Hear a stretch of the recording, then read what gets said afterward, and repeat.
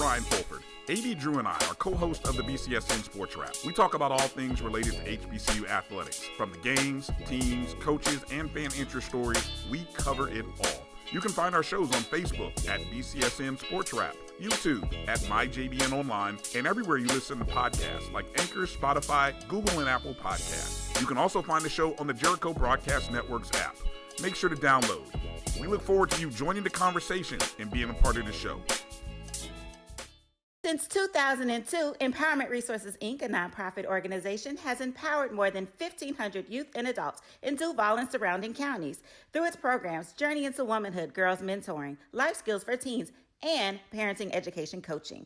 To get involved with programs, volunteer, or donate, visit www.empowermentresourcesinc.org. Follow us on social media, facebook.com/empowerment.resources and instagram.com/empowermentJAX. The human voice has always connected audiences with experiences. Major brands all across America have trusted Kever's voice time and time again. Conversational, powerhouse, intelligent, and sincere. That's the voice you need for your creative marketing process. KEAVERSVOICE.com. Kever's Voice, Kever's Voice, KeversVoice.com. Always on, all the time. The Cuvée Group is a Florida-based marketing and training consulting firm.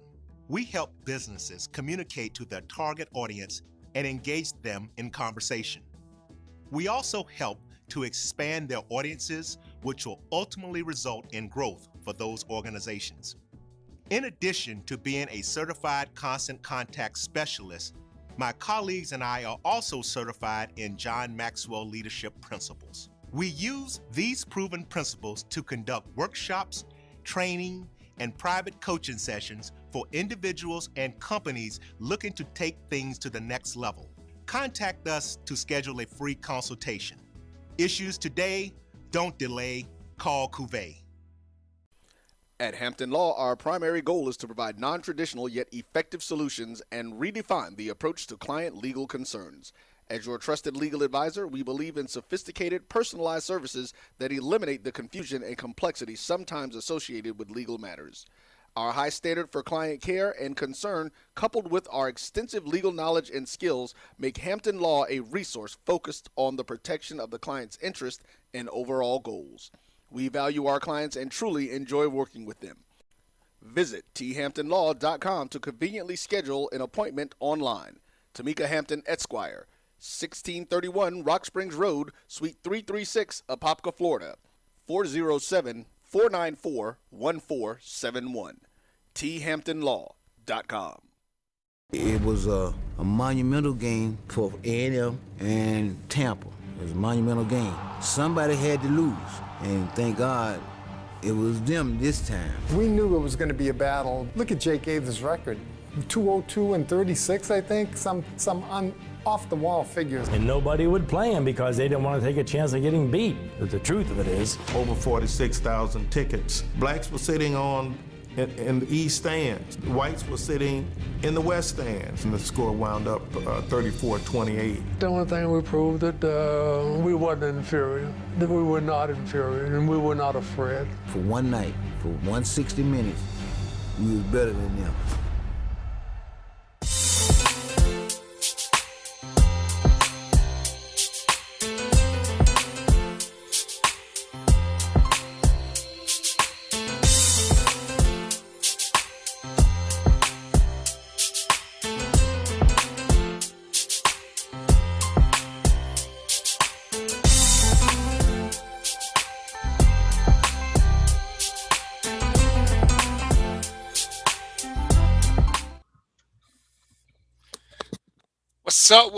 What's up?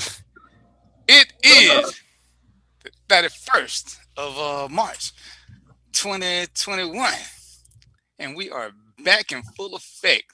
Y'all know who I am. I'm your host, DVP. This is Random Thoughts with DVP. I'm glad to have you here.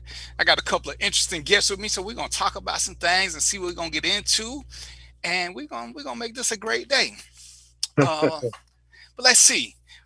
For my monologue, and it sucks, but sometimes I got to be a little repetitive. And I'm gonna say this because this is what bothers me.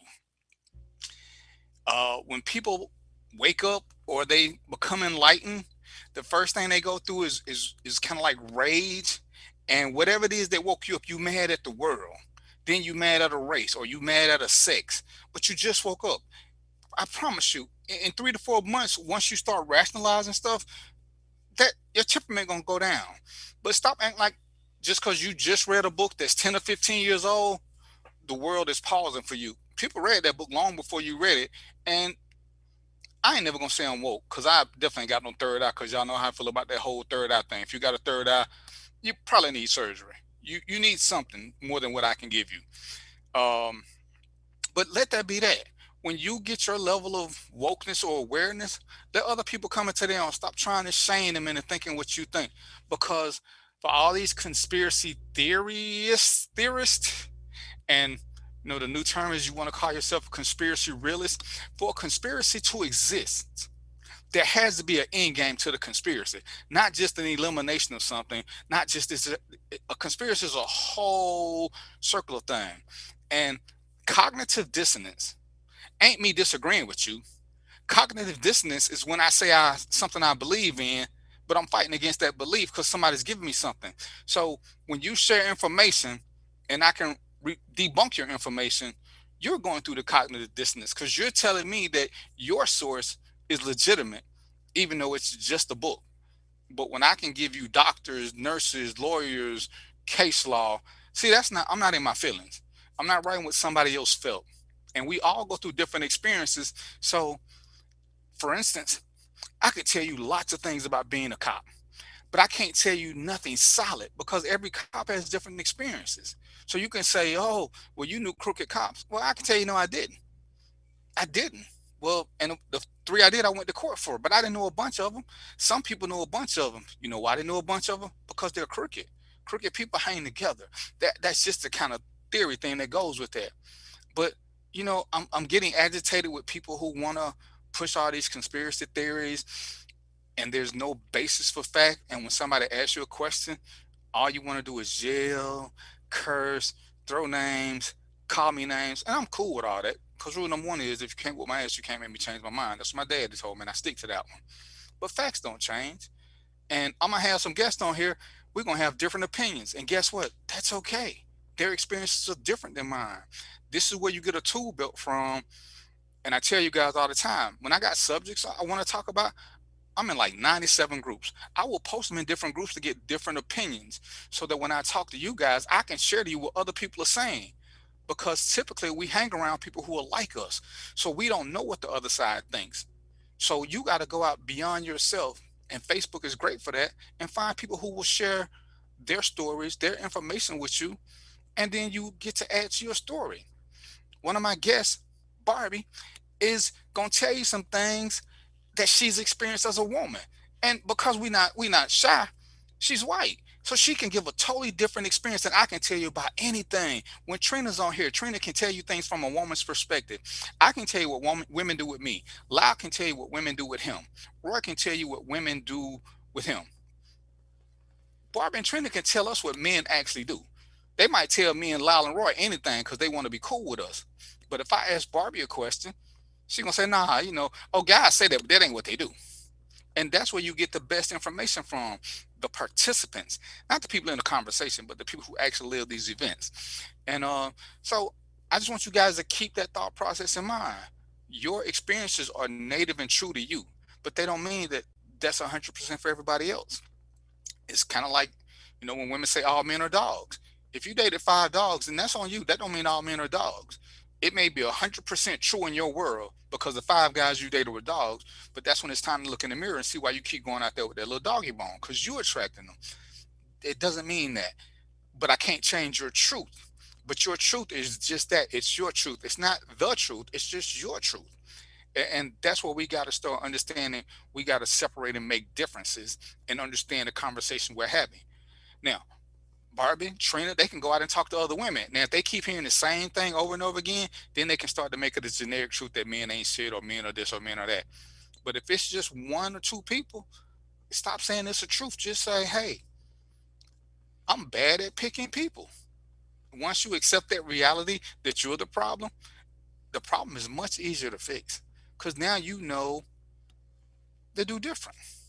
So that's just my opening monologue. So what we gonna do? Trent up there getting pretty because I told her Barbara's gonna be on the show, so she thought she has competition. Barbara come in here with the green hair. Lyle got the locks and he got the sunroof open. I'm in the dungeon doing what I do. So I got a couple of topics and then we're gonna kind of roll with the flow because Barbie got something interesting she's gonna tell us about. So she ain't sensitive. She here for all of this. I'm gonna tell y'all the same thing. If you don't like what somebody say, I believe in being challenging. Challenge people to prove their belief. We ain't trying to force a belief on you. We just telling you our stories and how we look at things. All right. So with that being said, Barb, I want you to introduce yourself. This ain't my cup. Says, give me this big old thing. Barbie, go ahead and introduce yourself. Hey guys, so I'm Barbie Life. You can find me on Facebook and Instagram as Barbie Life. I do a few different things. I own a few small businesses, one of them being geared toward cannabis culture, the other one seafood, and then the other one technology. So I'm kind of all over the place with the industries. And yeah, I'm just out here living my best life, single, successful woman, looking for love. Yeah. Go ahead, Mr. 976. Tell us a little something. What up, Mr. 976? I told you I'm trying to get my own segment. I'm in these streets. And as y'all can see, I'm in these streets. I'm waiting on these great topics. You put a lot of things on my page. And so, I'm sorry. First of all, hello, Barbie. Nice to meet you. I'm sorry. I should get that first. Nice to meet you. I like the hair. I do hair. So the green hair is pretty cool. I like that. But yeah, I'm looking forward to these topics. I actually even did a tiny bit of research or looked into some things that we were talking about. We may get around to that subject, we may not. And with all the big things going on that you posted, Steve, I know it's a little sensitive subject, but we didn't, I don't know if we are, but it's a Lil Nas X thing in it. I'm not even, everybody went crazy about it. But I'm looking at the shoe. It was all done for the shoe. The box with all the stuff on. I'm looking at the shoe, though. Was the shoe a nice shoe with the Star of David on it? That's what I looked at. So, it's a whole lot going on out there, and the polyamorous lifestyle and all that. So I don't know what D's going to get into, but we're going to see. Look at you trying to cause a little problem. Right. I ain't even gonna ask you gonna come on the show, so come on and introduce yourself right quick. You know what I'm saying? Unless you're naked, then we're gonna just keep moving.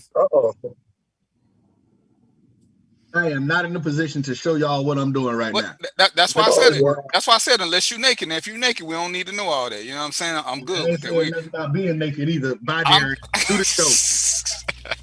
And I was just talking to Roy a minute ago. I know he you just talking to him on me, he ain't naked, but that was my super producer. So he'll pop in and he'll be there.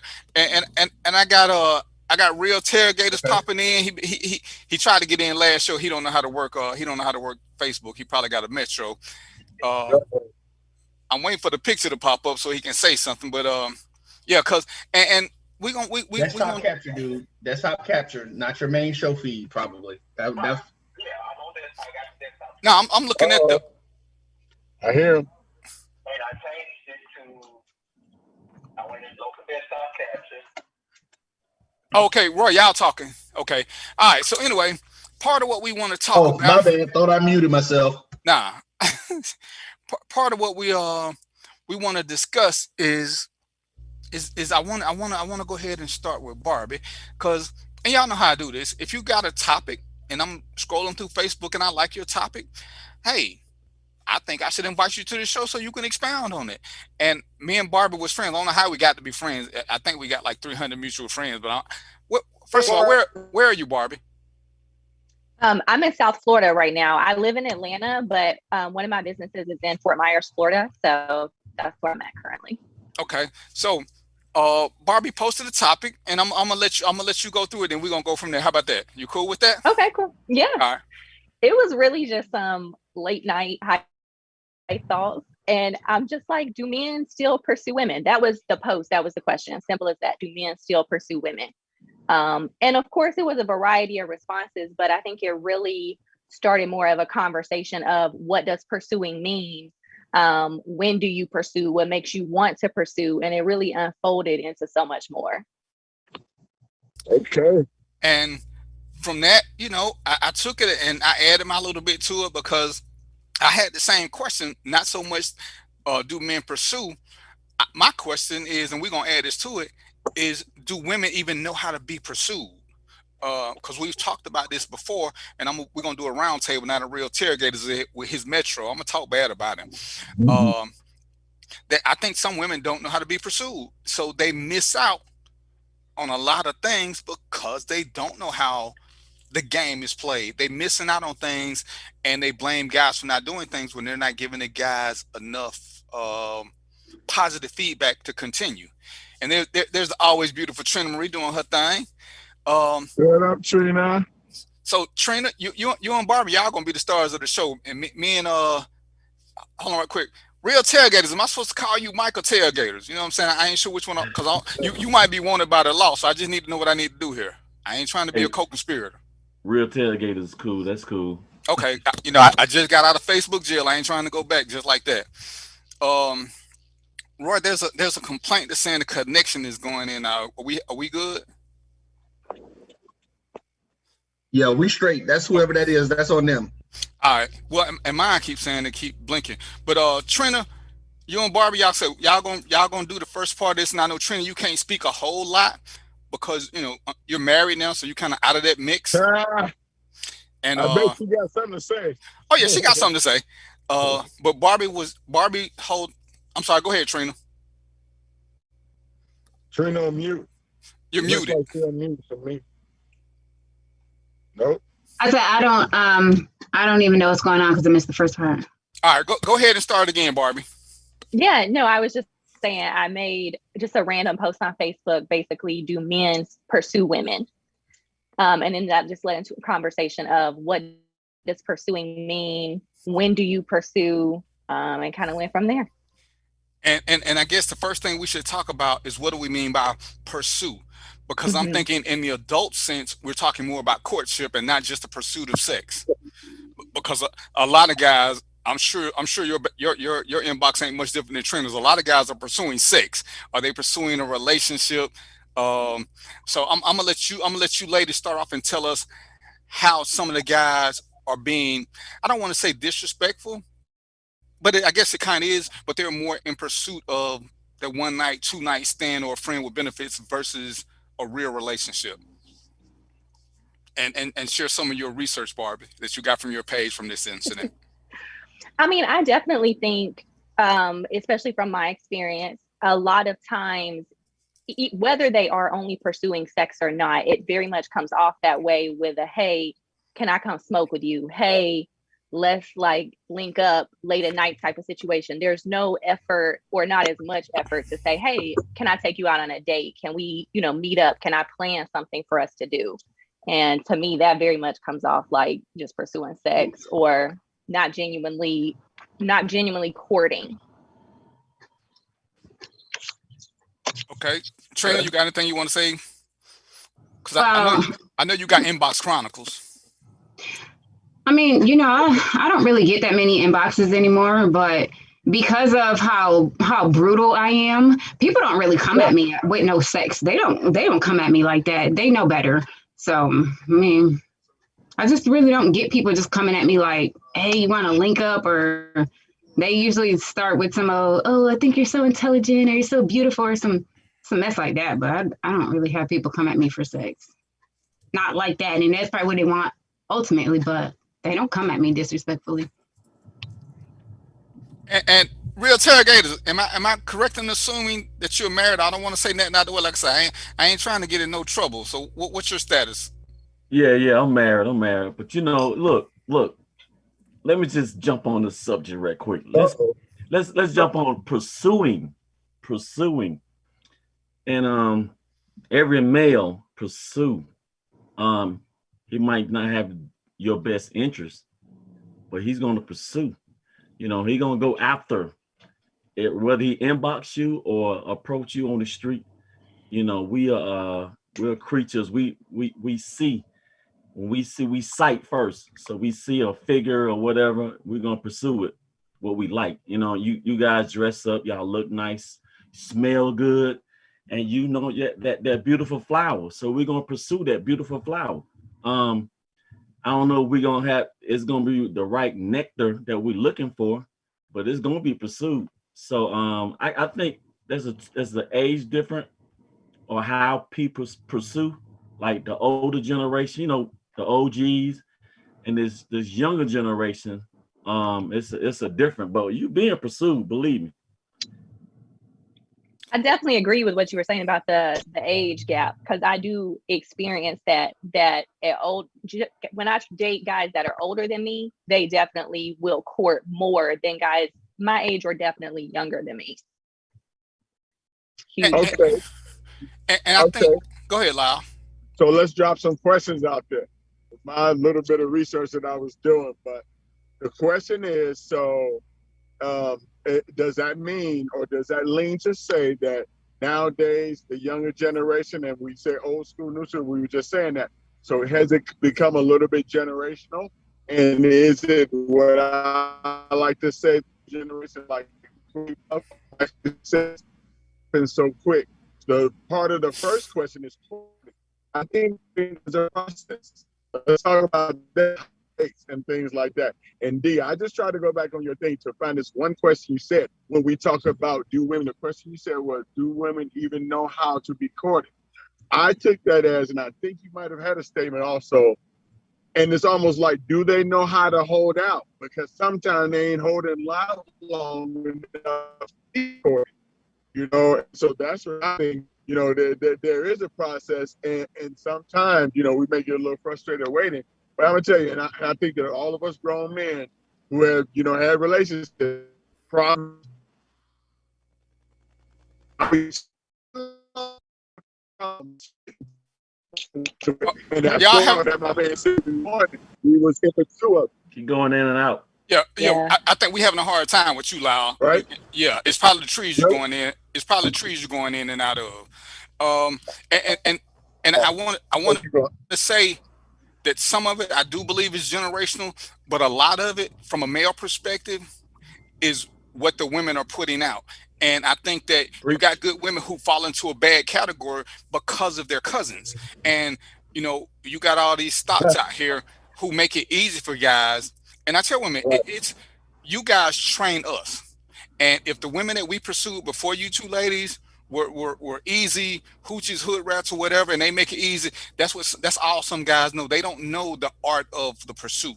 And you know, it's like when I tell people about old school, when our grandmothers got our grandfather, she played hard to get, but she made him a cake, she made him a pie, something to let him know that, hey, I'm interested in you, but this ain't gonna be easy. But don't give up.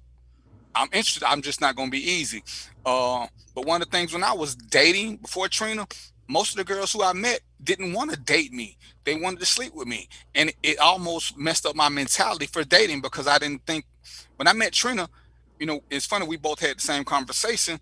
Trina was looking for a guy who wasn't in her town. I was looking for a woman who wasn't in my circle, because I couldn't meet a woman who was interested in getting to know me.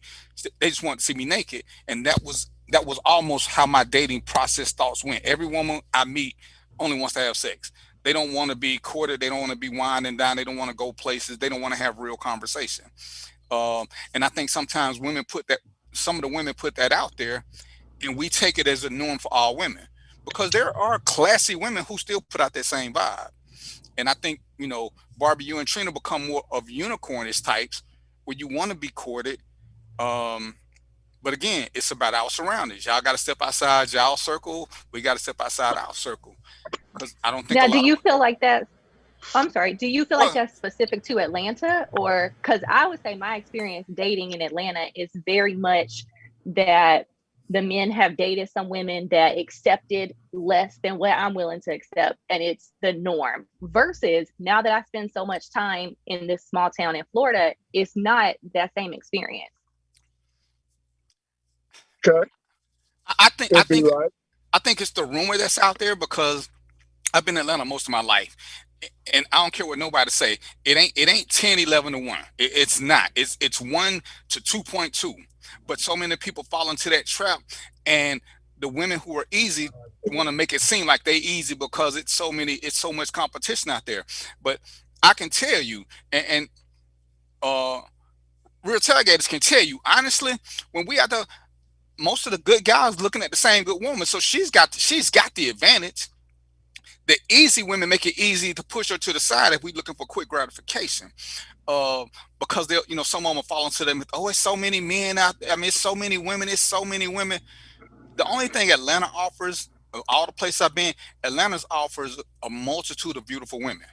So just because you're pretty, and I've been to other cities where you can see a pretty woman, but you don't see them as much. In Atlanta, you're gonna see them almost everywhere you go. So that's the only real difference. So if you're a woman and you're insecure, it could seem like it's this, but it's just more. It's just more of you around.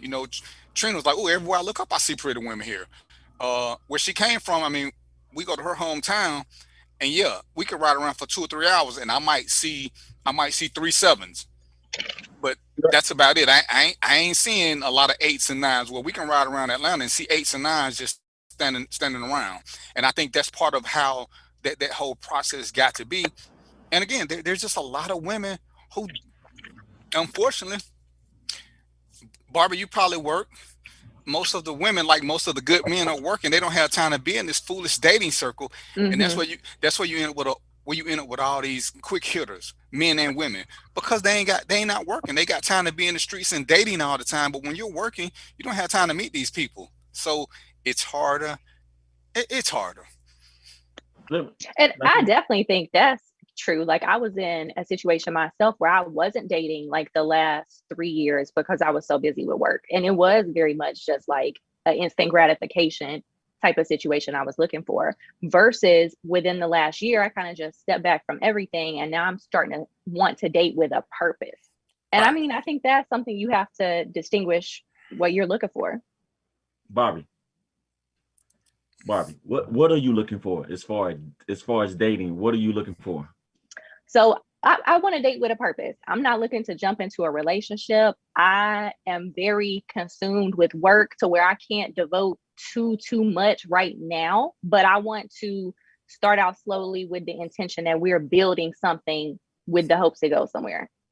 Right. Marriage being the ultimate goal. Yeah. So I said that to say, guys out there, whatever you're looking for, like you present that, because if you're looking for a half of a guy or half of a date, you're gonna get half of a guy, half of a date. Because the relationship is only as strong as the female is. Because we're gonna play. If you let us play, we're gonna play with you. We're gonna have one here, one there. And that's what it's gonna be, point blank. But if you're a strong woman is gonna mold that guy to say, hey, it's time to settle down, or let's do this. But if you playing a little bit, he gonna always stay out there and do whatever. So he's not gonna be in that dating mode. He's gonna be in that, just move around kind of mode. So the woman has to be strong, because you got some guys just gonna run you over. You have to be to get that guy focused, because we're gonna play. I will be still playing strong? Right now.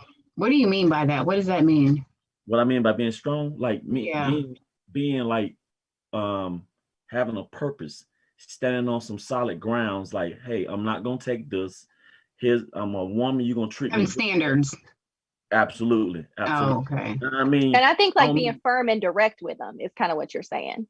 Well, That's how I'm interpreting I'm it. saying a strong woman still know her place. You see, in a relationship, she still know her place in a relationship, and she still know how to be a woman and say, look, I'm not, there's things I'm not gonna put up with. So that's all I'm saying. In your dating or guys approaching you, you have to filter out those little playboys and all other stuff and find what you're looking for, without them going to that next step of the bedroom. Because we're gonna want to go to the bedroom the first day. So everybody, whether they playboys or not, I mean, y'all approach us because you want to sleep with us. I mean, let's be real. Absolutely. So absolutely. But it's up for a strong young lady to put us in, in that respectable place. I think it's the word strong that's just throwing me off, like strong, like okay. Just having standards, you can be weak and still have standards. So I'm just a little confused. I mean, prostitutes have standards. So. Yeah, but and I think that's a personal thing. And like I said, those y'all that shoot to the show, y'all know me and Trina, we pretty much open books. When me and Trina started, I would say best case scenario, we probably ran the whole table. We went from a one night stand to friends with benefits to a couple, but in the whole process, it's crazy. We got to know each other because of the distance. But when we first met, it wasn't a date. It was just, I was traveling. I wanted to have dinner with somebody. Again, I was looking for somebody out of state who wasn't after my body. And me and Trina, we never had a sexual conversation. We flirted, but in the group that we met in, I was probably flirting with 5 or 6 women. And I would, it was just playful flirting for me because that's just what I like to do. But when I went up to New York, the whole plan was just for us to have dinner. I caught a flight. I was going to be in New York for like 6-7 hours. I said, hey, you want to have dinner? We went from there, and one thing led to another. Then we end up in another category. Then we end up in another. But we never date. And Roy, I've never been one to date with intent because I think you mess up the organic nature of the restaurant because you're putting pressure on yourself to look for the right person as opposed to just letting them come naturally. And Barbara, I have nothing against your philosophy because Roy dates for a purpose. But for me, I want to get to know you, and I've been a staunch believer in, if I don't have any expectations of you, you can't let me down. But if I just let things happen, I'll see what happens naturally. Because if you don't know what I want, or if I don't know what you want, I can't be that guy who is. If you say, "Oh, I'm looking to get married, and I know I want to sleep with you," so I'm gonna sit there and play that role if I was still in player mode and be like, "Yeah, you're a cool chick. I could see a future with us because you've told me that's what you want to do." But that was what I did long time ago. But like I said, I'm listening to that's too long. I'm listening to RT, and I do believe that a lot of guys do that. But there are some of us we just go with the flow, and we meet out with Trina, and even Barbara when you're doing your thing, because I don't know you, Barbara. It's our first time meeting, and I was always, for me, sex is really important. So if we don't get that out the way first, I got a barrier because I don't care what the mental connection is. And I hear people say it all the time, but people cheat because of bad sex. So I don't need to get that close to you and find out the sex is horrible, but you're just good to talk to. But that's one of those things where people got to learn each other. And as tailgaters were saying, there still need to be boundaries. That's for me, that's part of the growth process. And that's why when Barbie posed the question, it was interesting to me because how many women do know how to date? How many women do know how to still put out there what's going on in the world, have open conversations, and they actually get to know a guy to see if he's promotable? Because that's pretty much what I look at for everybody. Are they promotable? I find you physically attractive, or I find you mentally attractive. Are you girlfriend material or you layaway material? And then as we go up, every time there's a promotion to the point where, Trina, I need you to come down here and see where I stay at because I'm thinking about moving you and the girls down here. So see what I can bring you to. Because at that point, she was promotable because I knew I was falling for her. But there are plenty of girls who I dated that never came to my house because they didn't have that kind of potential to be my housemate, if that makes any sense. But I'm just wondering, like, because I'm only one woman, I'm only me. I don't know what everybody else do. What the hell are these women doing that they don't know how to accept being courted? Like, what does that mean? I don't even understand this. They're doing it too quick. Show today. Okay, and let me give a quick example. Remember that post I did in the group we was in and I did this with you. If I'm coming to your town and I said, Trina, I want to go out to dinner. Can you find us a place? Remember I put that in that build a sister group up and all these women tell me, oh, I'm not planning no date. If he gonna court me, he got to do this. Well, if I'm coming to your town, you can't find something for us to do, or you can't tell me what you don't like. So I can plan for us to go bowling. But then as soon as I put that in there, you got a bunch of them holler how much they don't like bowling. Well, when I tried to let you be a part of this conversation, you said you wanted the man to do all the work. So now that he made a bad choice, we both on bad footing because you don't like bowling. So now we can't do nothing because I want to have fun bowling, but you already got attitude because you don't want to bowl. So what it sounds like is they don't want to take part in the planning of the dating. It doesn't necessarily. I mean, it does kind of say that they don't know how to be courted, or they don't want to be courted in that way. That's how I would take that. They don't want to be courted in that way. They want to be courted in a way where you plan everything. They don't want to have to, take part in.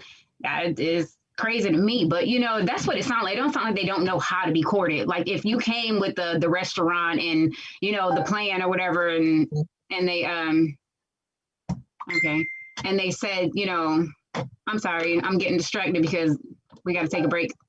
Oh no, keep going. That's for me. Keep going. Oh, okay. I don't know, like this thing popping up on the screen, but yeah, it don't really say that they don't know how to be courted. I mean, but I don't know. I don't understand this. I've never had this situation, so I don't know.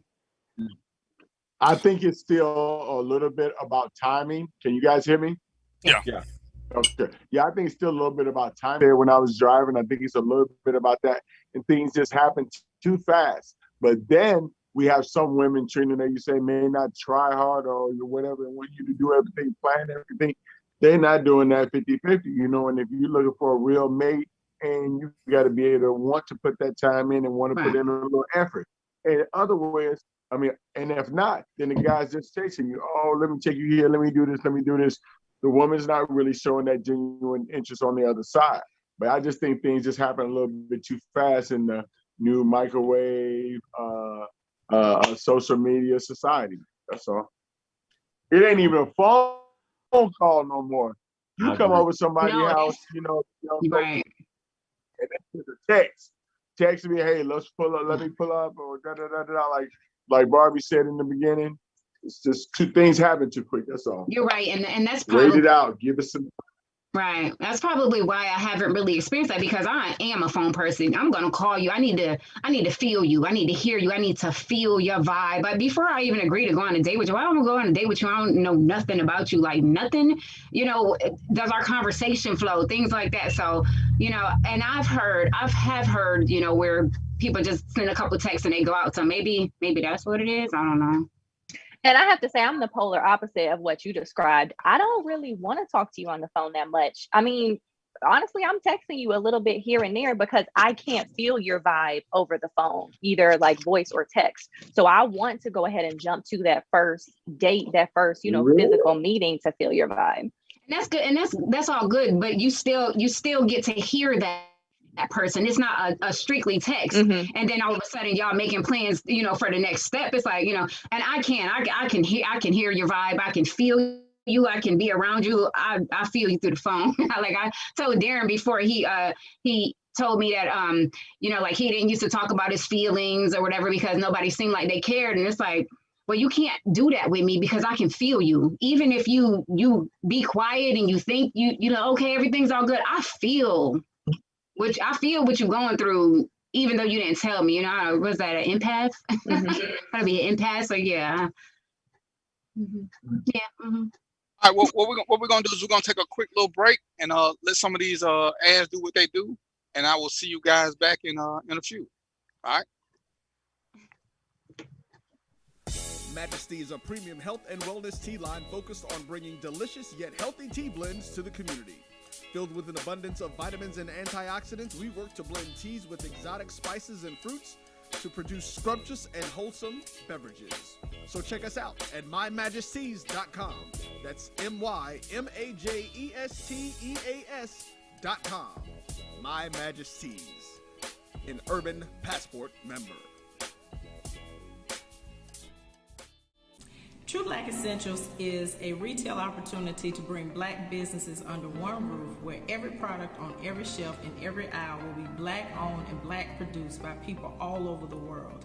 Statistics show that the $1.3 trillion of spending power that we have as Black people can easily be turned into each Black person having $2 million if we were to shop Black for 2 years. So True Black Essentials will launch an e-commerce store on November 1st, 2020. but we will open up brick and mortar stores in Atlanta, New Orleans, Charlotte, Houston, and Jacksonville, with the very first store opening in Atlanta, June 19, 2021.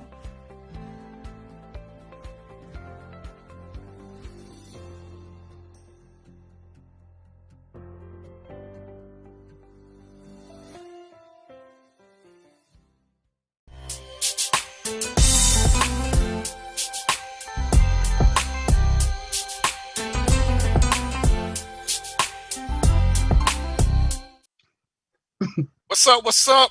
Oh, did I show y'all my new glass? Black King, most important piece in the game. From Little Things by Khalil. I got a shameless plug for my wife. She makes these, so you know, she's trying to get me. I need some advantage. glass. I need a deal. You know I'm trying to work out a deal. So yeah, we're sitting here talking about dating, and we got different perspectives. Trina's a talker. Barbie's more of a. I get right. You're more of a texter. Oh no, you want to meet right away, right? You want in person? Yeah, I want to meet face to face as soon as possible to even know if I'm interested. And I tell people this all the time, and you know, for me, it's more of a vibe thing with whoever, because sometimes we expect something, and we want people to meet us at the same energy place we're at, and sometimes that's where the disconnect comes in. You know, Trina's great at this because she's seen it in person, because she never believed it. But in crowds, I can be extremely shy and dismissive because I'm nervous. I don't like a lot of people. If it's just me and two other people, I can be dominant. But when you surround me with people, I'm a little bit quieter. And you know, me and Trina, we still talk for 10 or 15 hours for some unknown reason. But women before her would tell you they could barely get 5 minutes of conversation out of me. I've been married twice. I would say the longest conversation I ever had with any of my other wives was probably 20 minutes. Trina, we can talk my last 4 hours at work and finish talking when I get home. But that's just something that she brings out of me. So sometimes it's about, and I tell people this, it's about not knowing what you want, but having somebody bring something out of you that makes you better. And when you find these people, you find yourself in a different place. Absolutely. Like I said, when I first met Trina, and she'll tell you, there was no way that if somebody would have told us when we first met her, when we was first flirting in our little group, that me and Trina would ever be married. Hell, we wouldn't even been dating. That was so far. That to me, I would have just started laughing. Just laugh, yeah. Yeah. Oh yeah. I can see you and Trina dating. Yeah, that's cute. Yeah, she's in Syracuse. I'm in Atlanta. The chances of that are somewhere. Yeah. Let alone get married, right? Right. But hell, I mean, I would have. Barbie, don't take this wrong. I would have seen me turning white before I would ever seen me and Trina dating. That's how far fetched it was in my mind. But things happen, and you know, and I think that's how a lot of it happens, because I think we've all seen somebody that we wanted to date, and as we know, sometimes you talk to people and you realize that you don't want to date this person. And that's why I like that. That's why I gotta get that phone conversation. I gotta gauge your intellect. You know, if you're not smart or have some kind of intelligence, I don't even waste my time. I'm not about to waste my time getting pretty, trying to go nowhere to meet you nowhere. I'm not about to do all that. Just look. Let me ask a question. What you consider dating? Like, how many times a week do you see each other if you're dating? And if it's dating, are we seeing other people? I automatically assume that everybody is seeing somebody else in the beginning. Everybody has somebody in their shadows. That's how I see it. So I don't really focus on those other women. I worry about myself. I worry about me and him and our connection, what we got going, you know, and then I start paying attention to the time that he giving me. If they were so important, you wouldn't be giving me all this time. So I'm not worried about them. You know, if I'm the one, you're going to do the process of elimination and I'm going to rise to the top. And Barb, let me ask you a question, because you said at one point you were in it. I mean, and this, like I said, we like to be honest. I don't mean to, if I'm putting you on the spot, just raise your hand and blink twice. But there was a point when you were in it for the physical gratification because you were working so much. Right. So, and I did a show a few years ago, how to go from Mr. Right Now to Mr. Right, and how women can go from Miss Right Now to Mrs. Right. So how do you make that transition? Because one of those, you know, like I say, and me and Trina are different, but I would say we both went from Mr. and Miss Right Now to Mr. and Mrs.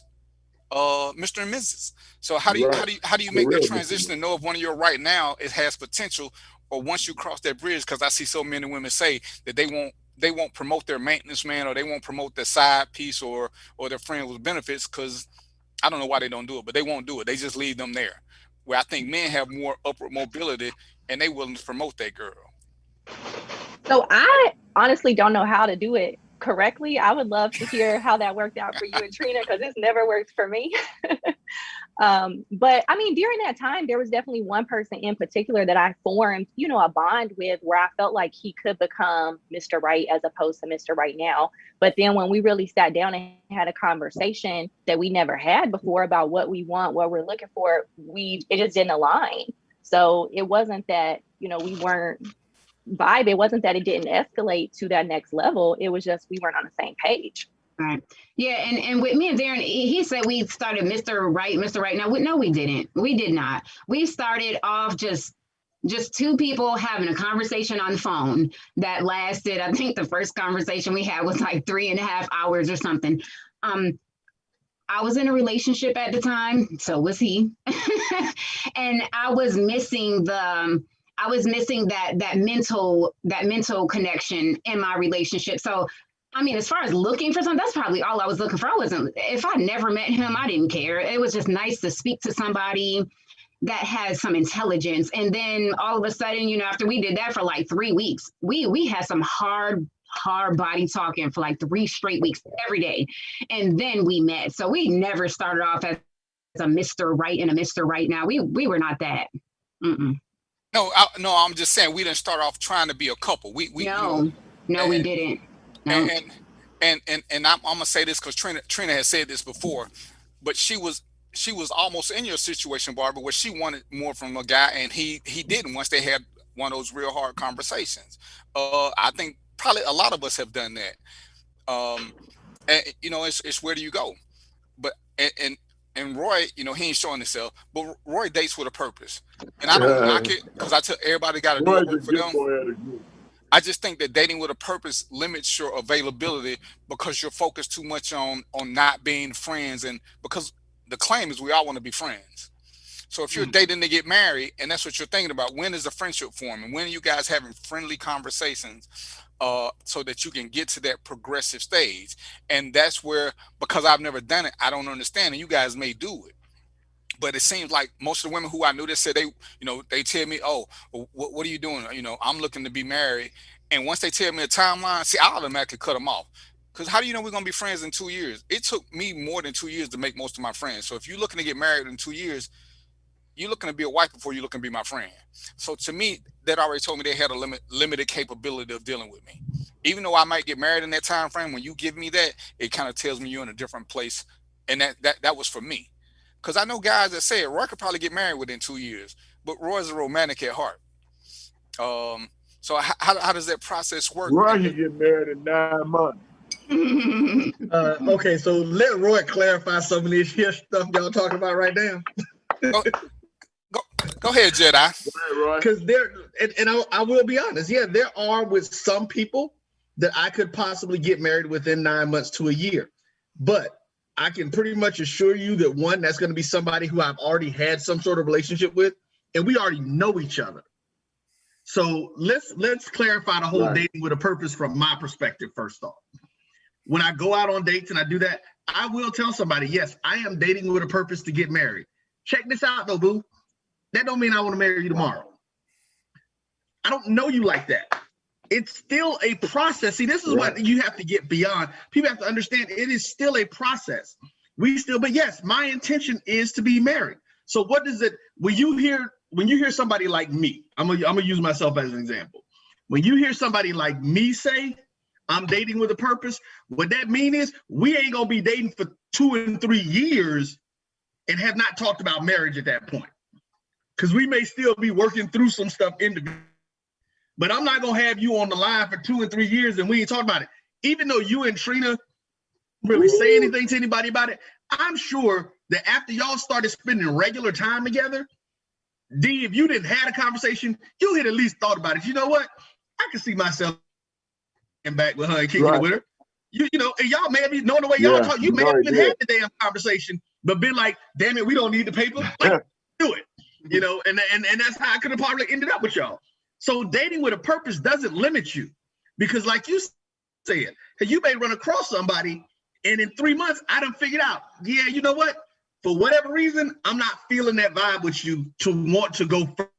Now here's the other difference. I'll let you know that at that point. When I've come to the conclusion that, you know, I don't see a long-term relationship with you, I can see us kicking it together. I can see us enjoying each other's time, each other's space, each other's energy. Great. But there's just something that's not letting me move to that next level of talking about trying to be married to you. You're gonna be out. Tell them that.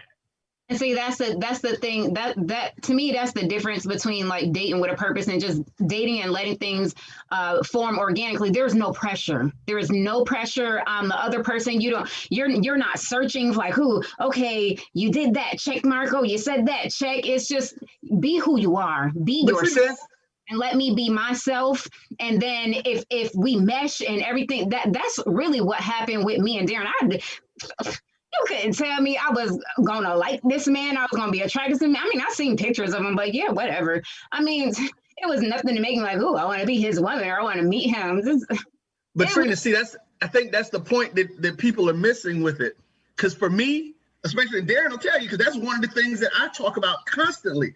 More than anything else, I need you to be true to who you are. I am a 100% honesty person from the rip, so I want you to be you. That's what I need to see. So I'm there. I don't come with any pressure other than people being honest. What I found is that's where the biggest challenge come in. That's one of the big things about living in Atlanta. And Darren talk about it all the time. You know, we be people representatives. No, I want to see the snot nose you. I want to see the hair in the bonnet. I want to see all that. Not the snot nose. And you know, when people be like, because you know, Darren say it all the time. You know, when you tell people what you want, they start they try to be that. Their behaviors and all that other stuff. I'm probably like the hardest person you can do that to, because you know, people are like, well, what are you looking for? Just be yourself. That's my answer. And it's like, damn, right. It's like, damn, well, but you know, I can't do this to impress her. Please don't try to impress. I hate when people try to impress me. Just do what you do, and if I'm impressed, I'm gonna be impressed by the smallest damn thing anyway. I mean, freaking Darren buys me a pack of Oreo cookies, and I'm like beaming from ear to ear over some damn cookies, you know? Like, so don't. Yeah, he knows, he's paying attention to the little things about you, and that's like you said. That's we're saying the same things. It's just that I look at that as, I still look at the point of dating with a purpose. I don't want to be somebody's. My thing is, personally, I'm not trying to be somebody's boyfriend for 2 or 3 years. And I definitely understand that. But, you know, by 2 or 3 years, at that point, y'all exclusive, and you're not going on dates anymore. You know, you are dating that one person. So. And see, that's my whole point. Like, and I've said it before. Darren knows that because he talks about the stuff when we used to do the shows before. So one of the things that I always say, and I tell women this, I tell my daughters this, I tell my sisters this. I say normally, and this is all dependent upon the amount of time you spend together, but I say normally after 3 dates, a man knows whether or not he wants to get exclusive with a woman. After about 6 months, hold on, let me finish. After about 6 months, if y'all spending regular time together, the brother knows whether or not he wants to move forward with a deeper relationship with you. And if y'all are seriously engaged in each other, I mean, I say anything, I'm a little older now, so now I say anything over 45 or 40, you should know what the hell you're looking for in life. It shouldn't take you 9-10 months. If you spending like regular time with somebody to determine if you want to. Now, yes, in y'all situation, that's completely different. Y'all were in 2 different states. So I could see that taking longer time, because you even though you may talk every day, you all may do all that, until you spend time in people's space, you don't know really who they are. Because I get the 6 months, you know, you should know if you want to. Yeah, absolutely. Again, that doesn't mean that you're going to ask or you're going to do it. Remember that.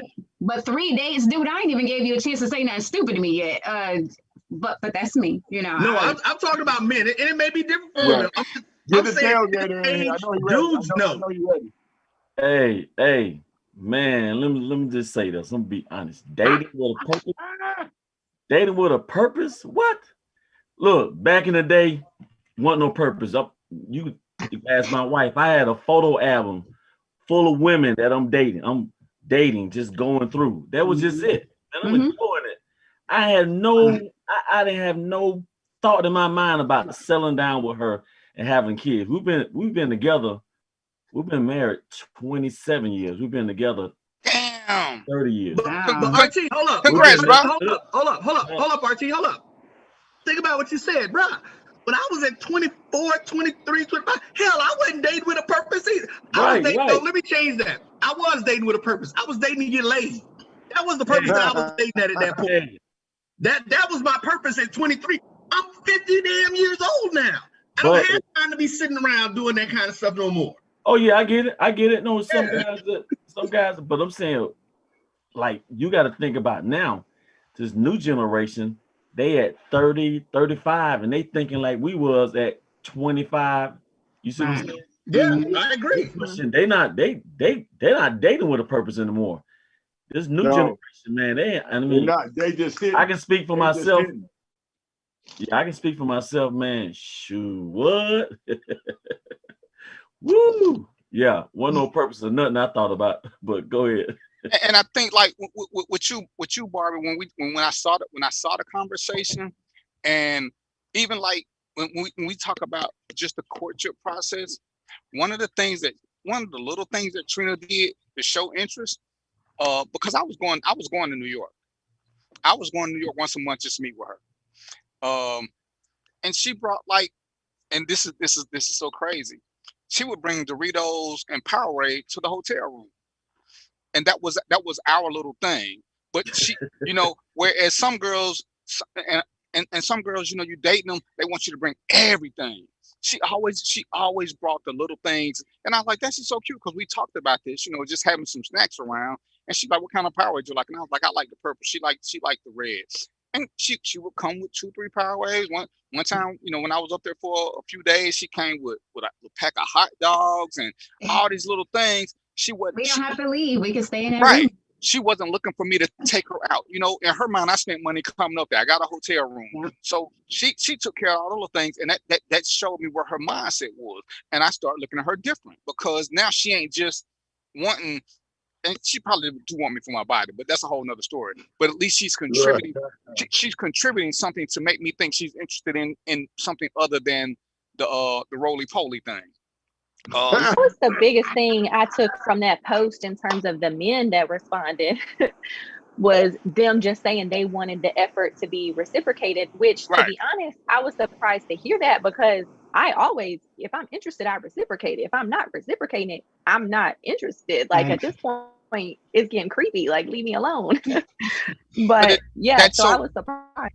That's so rare though. And I think that's what throws a lot of guys off. And that's, to me, that's what stops part of the evolution into manhood, because they don't ever run across a woman. If you keep running across these one-night stands, that becomes your idea of women until you meet a woman who makes you raise your standards. Because if guys knew that we had to wear pink skirts to have sex, guys would start wearing pink skirts. If we know we ain't got to do nothing and we can get it, and we in that young mindset, guess what we're going to do? We're going to do nothing to keep getting it. So, and when you make that progression, and especially in my case, even when I found a woman who was willing to sleep with me, she still had some expectations. She still wanted certain things. And when I put out little things for her to do, she matched them just like that. There was no issue. It wasn't one of them things where I always had to call her or she always had to call me. It was matched effort on both levels, and I wasn't looking for anything. Like I said, I needed a mental release because I was in a hostage situation. She needed a mental release because she was just in a kind of dumb, crazy situation. So we both provided each other with something that we needed at the time, and we just kept moving forward from there. Because, like I said, somebody would have told us that this is where we were going to be.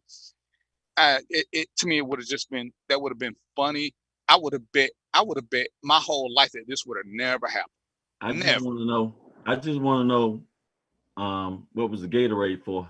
He needed that energy. No. Right. Yeah. After a couple of rounds, you got to replenish some fluids after a couple of rounds. That's right. We need the energy.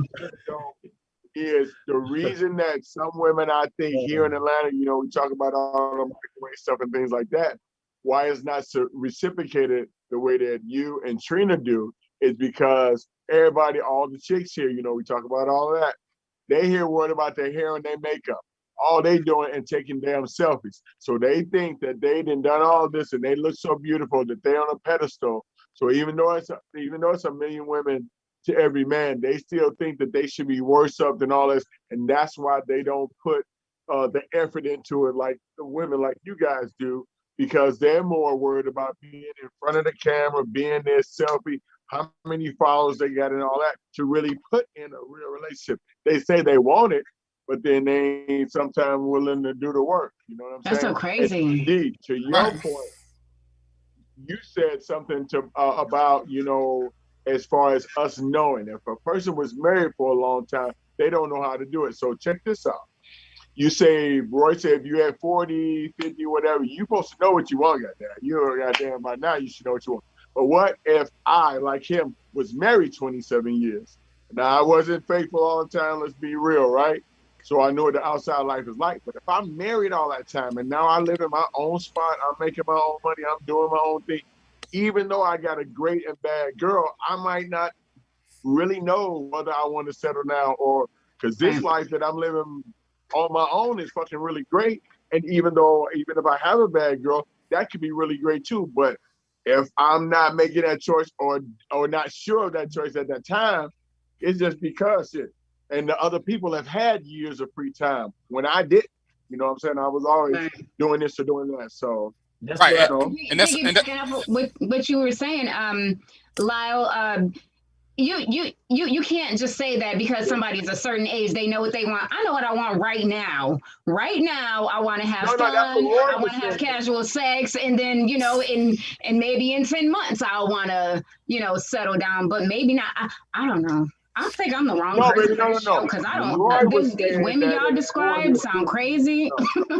Well, and I think it goes back to what I was saying last week when I was talking about, I hate when people keep talking about an age, because if you use a person who got married at 20 and married for 30 years, they're 50, but what do they know? They've been married their whole life. They don't know the dating rituals. They don't know any of those because they've been in this.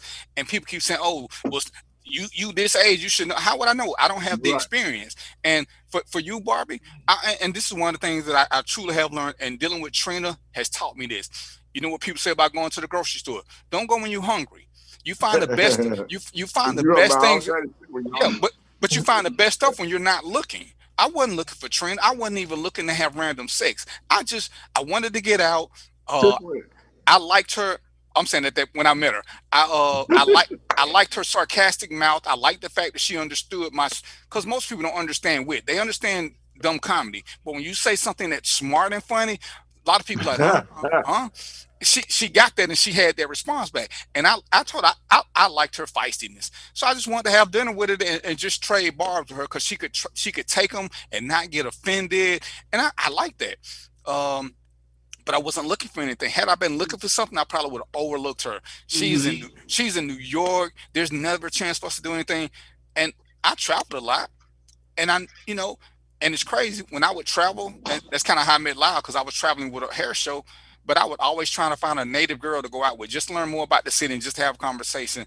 And even just meeting a random girl and say, hey, you want to go to dinner? I mean, they gave me a per diem. It's like they always thought something was up. And I was like, is this what it's like every time you ask a woman a question? Does she always think you got an ulterior motive?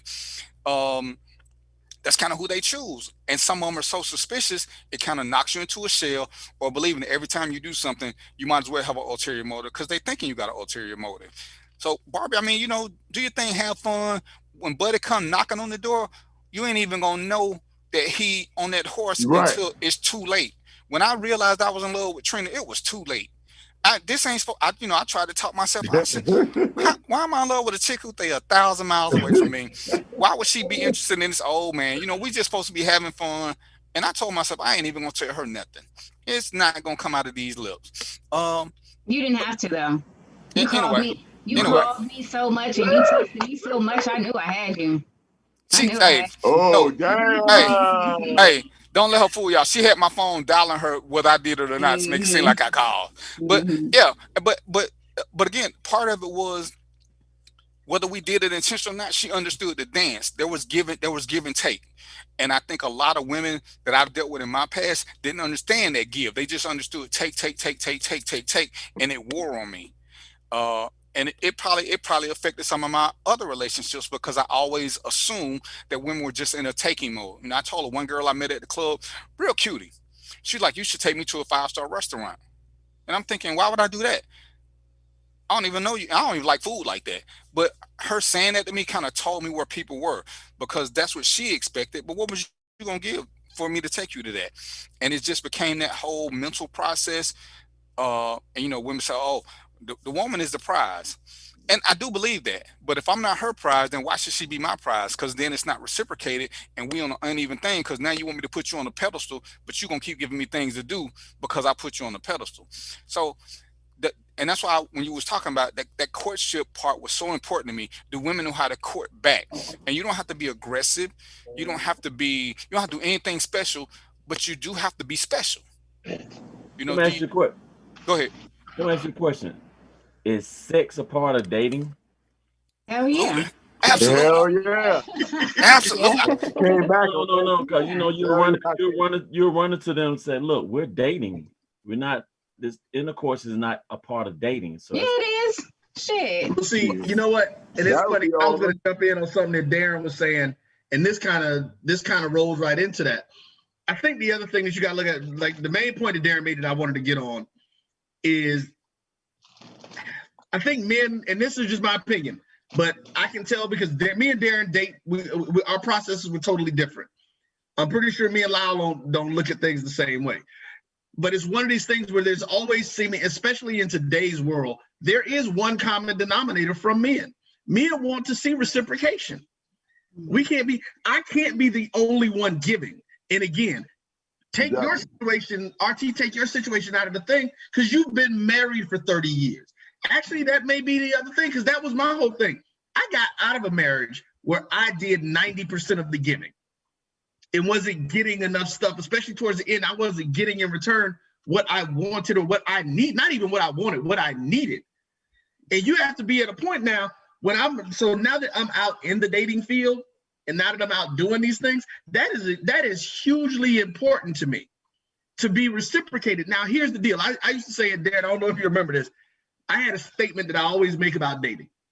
And I say, and this is not even just dating, it's any type of relationship. I don't care if it's professional, whatever. I said people go into relationships for one of two reasons. There are voids in that space that they either cannot fill for themselves or that they do not want to fill themselves. So they want to find, this is the part about us being people who need others in our lives. We're not just an island unto ourselves. And so when we go into those situations, Trina is looking for a dude to make her feel a certain kind of way. Barbie's looking for a dude to make her feel a certain kind of way. Darren was looking for a woman to make him feel some kind of way about things. He wanted to know that she was not going to just be a taker. And that again, that's for me, I think that's huge for men now. And women, when we talk about the courtship, and it's funny because he made the perfect thing. Grandmama and them wasn't sleeping with the dude or whatever. So how did they let him know that he had a chance? She baked him a cake. She cooked him a pot of macaroni and cheese. Back in the day, she did think that is reciprocation. And that's where I think that right now is where the biggest challenge. The other thing I want to say, I don't know, somebody had jumped on. If you guys are having problems with the Facebook, because I've been up the entire time, we haven't had any disconnections. You can go over to our YouTube channel and see the show also. It's my JBN online. I put it in the comments. So you can go over to YouTube and go to that link and get the show live as well on YouTube. Or actually, you should be able to just go to YouTube and search for Random Thoughts with DVP, and it should pop up. So, and let me know if that one is any better.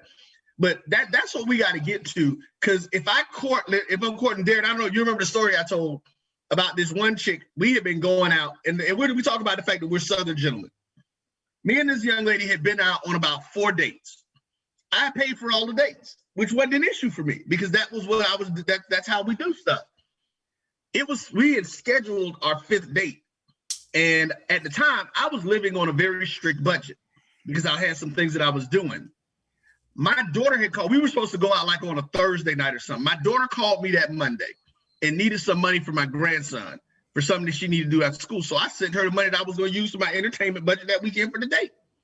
So I called the young lady And I say to her, and let me make it clear, mind you, she's a nurse that drives a Mercedes Benz, right?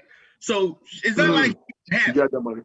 She says to me, I say, hey, listen, my daughter needed some money, so my budgeted money that I had for our date this week, I'm not going to be able to do it. Now, I'm looking for that reciprocation at that point. I wanted to hear one of two things. Either, Roy, don't worry about it, I got this one, or that's fine, let's just hook up and do something we ain't even got to spend no money. You know what I'm saying? Those are the two things that I wanted to hear. You know what she said to me? She says to me, oh, okay, so when you get your money back up, just hit me up and we can get together. She called me a month later talking about something, hey, I hadn't heard from you. And I was like, oh, don't hear from me again. So, and, you know, so talk about being ghosted or whatever. I'm like, if you seeing me is only predicated on me paying for a date, then we don't need to see each other no more. Because at that point, I felt like, okay, you know what? There should have been some sort of reciprocation from her being willing to do that. From a woman's point of view, I'm going to just say it probably wasn't necessarily about you needing to pay for the dates. I think that if I were dating somebody, like, you know, dating somebody and they told me that we couldn't go on a date because they had to give their, I'm like, damn, how tight is your money? You know what I mean? To me, it says poor money management. That's what it says to me. I said I ran on a budget. I have a business that I was running that I had to spend thousands of dollars a month on. I hear you, but that's what it says to me. Like, damn, you were so tight on money that we, like, shit, okay. But that's what it says to me. I'm just letting you know what it says. So would you have said the same thing that she did? Yeah. Are you saying that? No, see, I wouldn't have said that. I ain't rude. You know, I can be crazy, but I'm not rude. I would have never, ever said no mess like that. So what would you have done? Still hung out. We would have still hung out, especially by fourth day. We would have still hung out because at that time I like you. I know exactly, and that's my point. That's what I was expecting. But what did that show me? I still would have been like, yeah, I don't know about this one. But see, Trina, here's the difference. Trina, listen to what you just said. You would have known whether or not you liked me, so you would have been willing to hang out with me at that point. That's all I was looking for. Moving to the next level, probably not. But see, that's what I'm saying. That's all I was looking for from her. If she would have said that, we would have been cool. And guess what? Hell, I had a client that paid their money.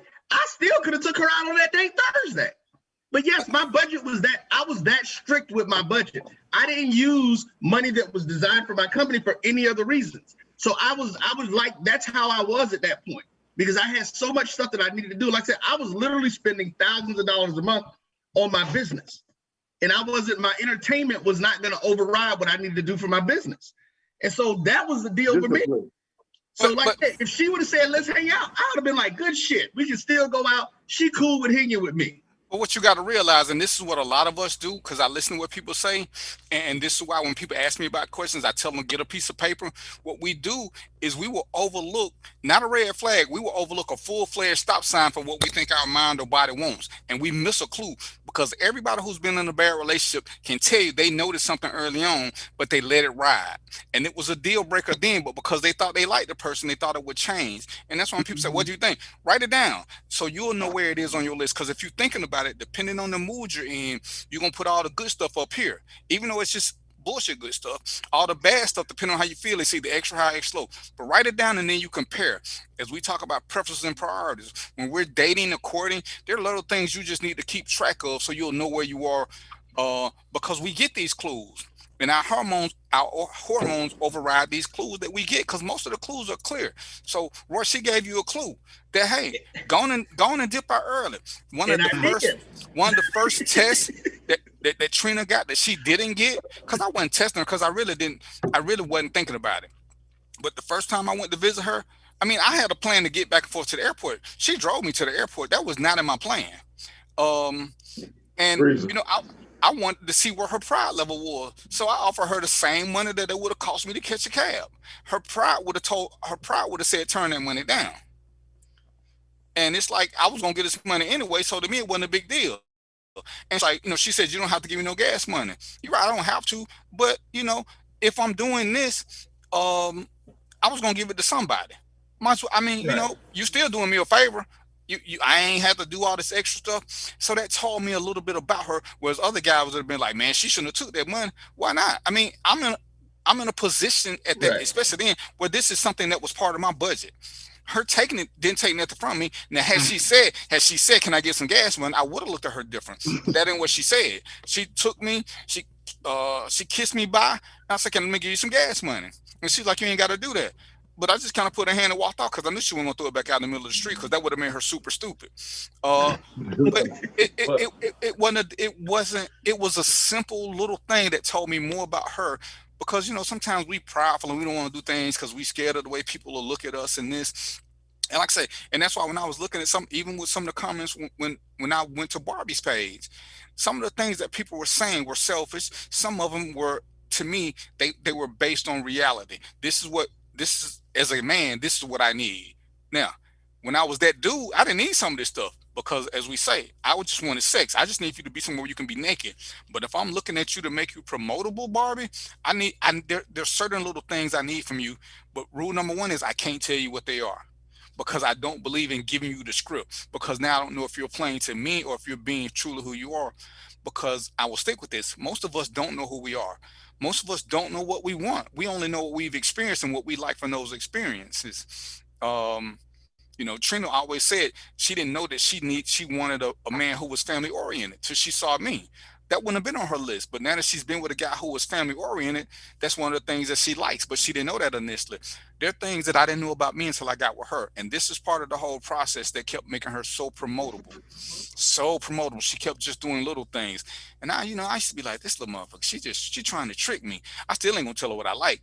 But she was just knocking off boxes. And I was like, damn, I didn't know I like that. But I do like that. And it's the little things. And like I say, she wasn't looking for me. I wasn't looking for her. And by this time we were probably getting more situated when she cooked the first real meal for me. Not the hot dogs. We were together by then. We were in a relationship. Yeah. And then she cooked a meal that had too much lemon juice in it, I think it was. And to me it was funny because she kept trying to, like whatever. Tell people that. But it was cute. But at that point, we were already at a place. And like I say, Barbie, it's a lot about the courtship. It's the back and forth. It's the back and forth. If we don't have a back and forth, are we courting or am I chasing you? Right. And too many women, it seems, want to be chased. But what trail are you leaving behind for me to chase you? Because if I'm chasing you and you're being dismissive or you're playing hard to get, because playing hard to get make you not get got. But what are you doing? What are you doing to say, hey, come on, keep chasing? What kind of perfume you like? Oh, I like so and so. You spray a little bit, give me a hug, and you walk off. See, I know you. I think that at a certain level, all men like being teased purposefully. So you do little things that I like because it's gonna catch my attention. But it's for me, even though other people gonna get the benefits. And I think this is one of the things that we look for unconsciously. Because what do y'all think happened? Like what is it with these women that don't want to reciprocate? I don't even understand this. Shit sounds crazy to me, but what did y'all do? Y'all did something. It was y'all. The sexual revolution hit. Y'all were freer to say y'all just wanted a man for sex. That damaged a lot of our egos. Trina, what did you tell me, Trina? That you told one guy, if I don't call you back, don't call me back. That damaged our egos. We weren't used to women having the sexual freedom to dismiss us. We weren't used to that. We was used to being, we were the players. In the 21st century, you and Barbie can dictate who y'all want to have sex with. Men don't like giving up their power. We want to think that we're the attractive ones. Darren, stop. Listen, we done talked about this I don't know how many times. Women have always had the power. What changed was the feminist movement. And becoming, we didn't, how many times we done talked about gentlemen being called, simps, being called punks, because we're trying to do all of the courting stuff and being gentlemen, that you got to be hard. That's what changed the process. You do know the feminist movement happened before I was born, so I that way. But no, but see, Trina, hold on. Here's the thing, though. Because of the fact that it happened before you were born, you're now in the process of it. It wasn't about, to me, it's not about the sexual freedom of women. It's about men not being able to be gentlemen. And we talked about the fact that we need to have a show on this too. I hate the term toxic masculinity because it's not the masculinity that's toxic, it's the behaviors that are toxic. And see, those are things. And being masculine, being a gentleman has now been looked at and looked down on, and a man is now soft, or he's something else for doing that kind of stuff. And even with those, even with the women that see, you know, all this simple, how old are these women? Are we, you know, we talking about how old are they? Look, I done seen them from 55 down to 25. But it don't matter. Then you just crossed them out. I ain't never met Barbie, but I bet Barbie likes a gentleman. And what we got to do is we got to quit letting them, those women that we want to have sex with, we got to stop trying to make them be more than that. When you want more than that, you find a woman who wants more than that. Because that whole woman out there on the street, and you know, I believe every woman should go through a little whole phase so she got out of her system.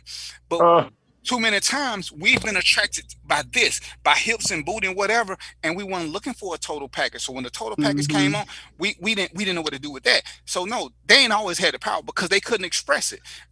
20 years ago, Barbie couldn't tell a man she just wanted him for sex. Barbie had to sit there, and she could be coy about it, but she had to sit and be coy because that's what it was. Now women can say, hey, do you want some? Hell, I told the girl came to the club and told me I could get it if I do this. That would have never happened 20 years ago. Women, you know, you had the street girls who could say anything, but the real women, that would have been a total turnoff. So a lot of that came from them because they saw what they could do and they enjoyed. Because I seen a woman the other day post, she's like, yeah, I got masculine energy. The hell does that mean?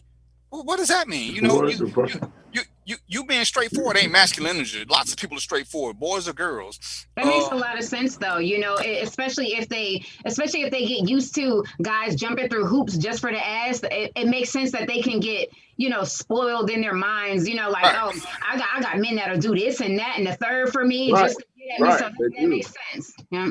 I got a question. of Barbie. I got a question. Like, we dating, me and you dating, right? Okay. And I'm on a budget, and I'm like, I'm gonna pick you up. You know, we going out. You know, you take care of everything. Could you do that? Oh yeah, absolutely. I feel like if we're dating and we have a genuine connection, by the third, fourth date, I'm paying anyways because I want to express my effort, and then you know I'm proud of my financial independence, and I know that all women don't have that. Some women want you to pay for everything. I could pay for this as well as you can. Like, what if you met me on Tinder? I hate Tinder. But I mean, same scenario after a few dates. Good question, T. Is this date one? No, he said after a few dates. After a few dates, okay. No, I mean, it could be the first date. No, hell no. Bye. Yeah, not the first date now. Why not? Y'all got this movement. Not going for the first day, bro. Wait. Y'all got this movement. Oh, I'm so powerful. I need to be treated. They ain't gonna be. You know what I'm saying? Why not? Why not? I got it, Brian. Wait. This is what I'm saying. I did it when my wife would tell you. I did it. I was like, I'm on a budget. I pick them up. How old were y'all? 22. Exactly. He was 25. You were younger than when we 22, we don't mind dating potential. Oh, right. I understand. We're older, so it shouldn't even. Right now, it should be like we're old enough to understand what we want in life, right? And it's not even just about what you want. You should be at a certain. I want a man that got a certain level of pride. I want you to be too damn prideful to tell me that I want to go on a date, but I'm broke right now. Like, hold up, let's just plan something. Get creative. Look, don't tell me that you're broke. We gotta build this together. Yeah, later. We dating. We're not in a relationship. So I need you to get creative. Plan a picnic. I don't even got to be thinking about your money right now. Let's go for a walk in a park with some ice cream. You know, everybody, it's like these guys got to get this fucking dinner out their head. What is with this damn dinner? Why do you always got because that's what shit. Hey, what the first thing y'all want? Y'all want the storage, y'all want the purse, y'all want the door. Not me. Right. But see, Mike, that's what society is making it look like. No, but that's on us. And I'm gonna give you the best example. This is how me and Trina's first date went. We had been talking about this dinner in New York forever. So I'm tired of having this conversation. I'm a man of means now.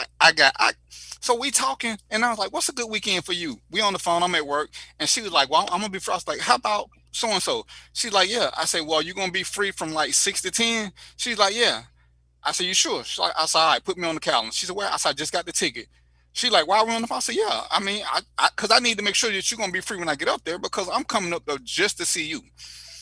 My flight get in, I'm coming. And she like, you bought a ticket for real? And I was like, yeah. And I could tell in her voice that even though that it wasn't intended to be a girlfriend boyfriend thing, that was impressive to her. Because I could have said, okay, well, we're gonna do this 2 weeks out. Yeah, because we kept playing. We talked about this for years, this dinner for 2-3 years, like 4 years. Yeah. So when she said, I'm like, let me just go to the little website right now while we talking. Yep. Is this day good? Okay, well, I'm gonna get there about 1 o'clock. Give me time to take a shower and get fresh, and then boom, I'm there. I was supposed to leave that night, but the flight changed. I had to leave the next morning, but it was supposed to be a 6-7 hour trip. And had I been in player mode, had I truly been in player mode, and I can't speak for Trina, this one conversation we never had, this one of the things to talk about, but at that moment, she probably had a moment of moisture that this brother went through all this and planned it, but I still planned it with her. I planned it to make sure she was available. I didn't just say I'm coming up there Friday to be ready. I made sure that it was going to meet with her schedule first. Yeah. And let me ask you something. Would it have been anything wrong if she said, "Look in the mailbox. She sent you a ticket. She paid for the ticket for you to fly back." For me, honestly, for me, honestly, yeah. Because the way my ego works is the man should always pay for the first date. And I tell people, if Oprah said she wanted to go out with me, and I ain't got Oprah money, but our first date got to be somewhere I can afford. The second date she can take me to Paris, but the first date got to be something that I can afford, because that's just how I believe chivalry works. The man should always pay for the first date. I don't care who asks. Oprah paying for that shit, yeah, bro. But I'm saying on the Oprah first date, we ain't going to Paris because I know I can't afford it. But on the first date, we can swing by Waffle House on the way to the airport, but the first something got to be mine. But that's just the way my chivalry works. I couldn't do it like that. Right, but that's what I'm saying. For me, that wouldn't work, because to me, that's an emasculation thing. In the bigger picture, and I'm gonna use Barbie now. It's no different than dating a woman who makes more money than you. If Barbie makes $2 million a year and I'm making $100,000, well, Barbie place is more than I can afford. Am I gonna make Barbie move out of her mansion to come live in a little house with me so that I feel good? See, at that point, we're bad for each other, because I want to bring her down.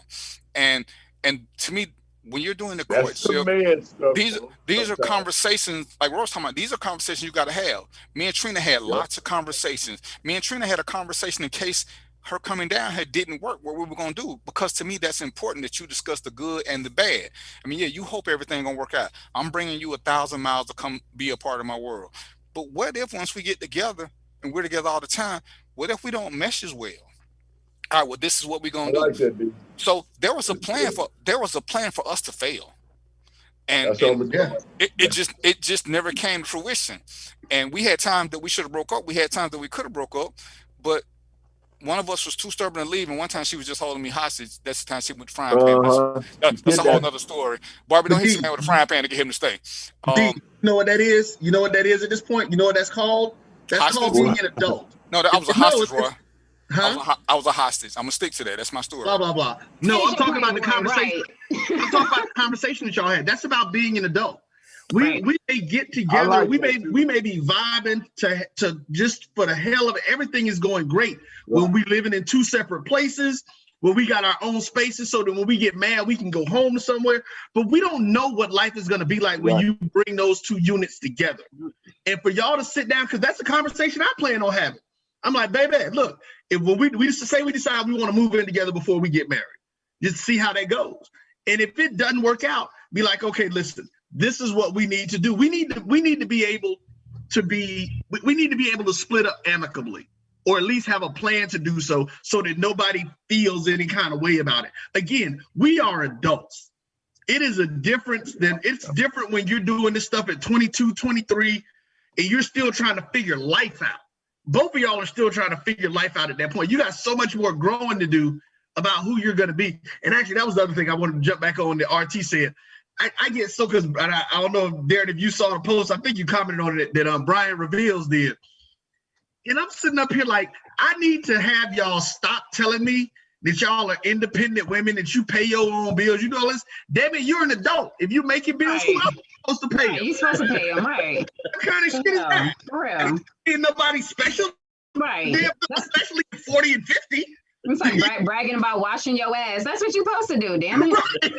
Right. They're acting like they doing something. Don't use that as a determining factor. So talking about what I'm doing, why should I date a man who can't handle my bills? Like, what the hell he got to do with your bills? No, right.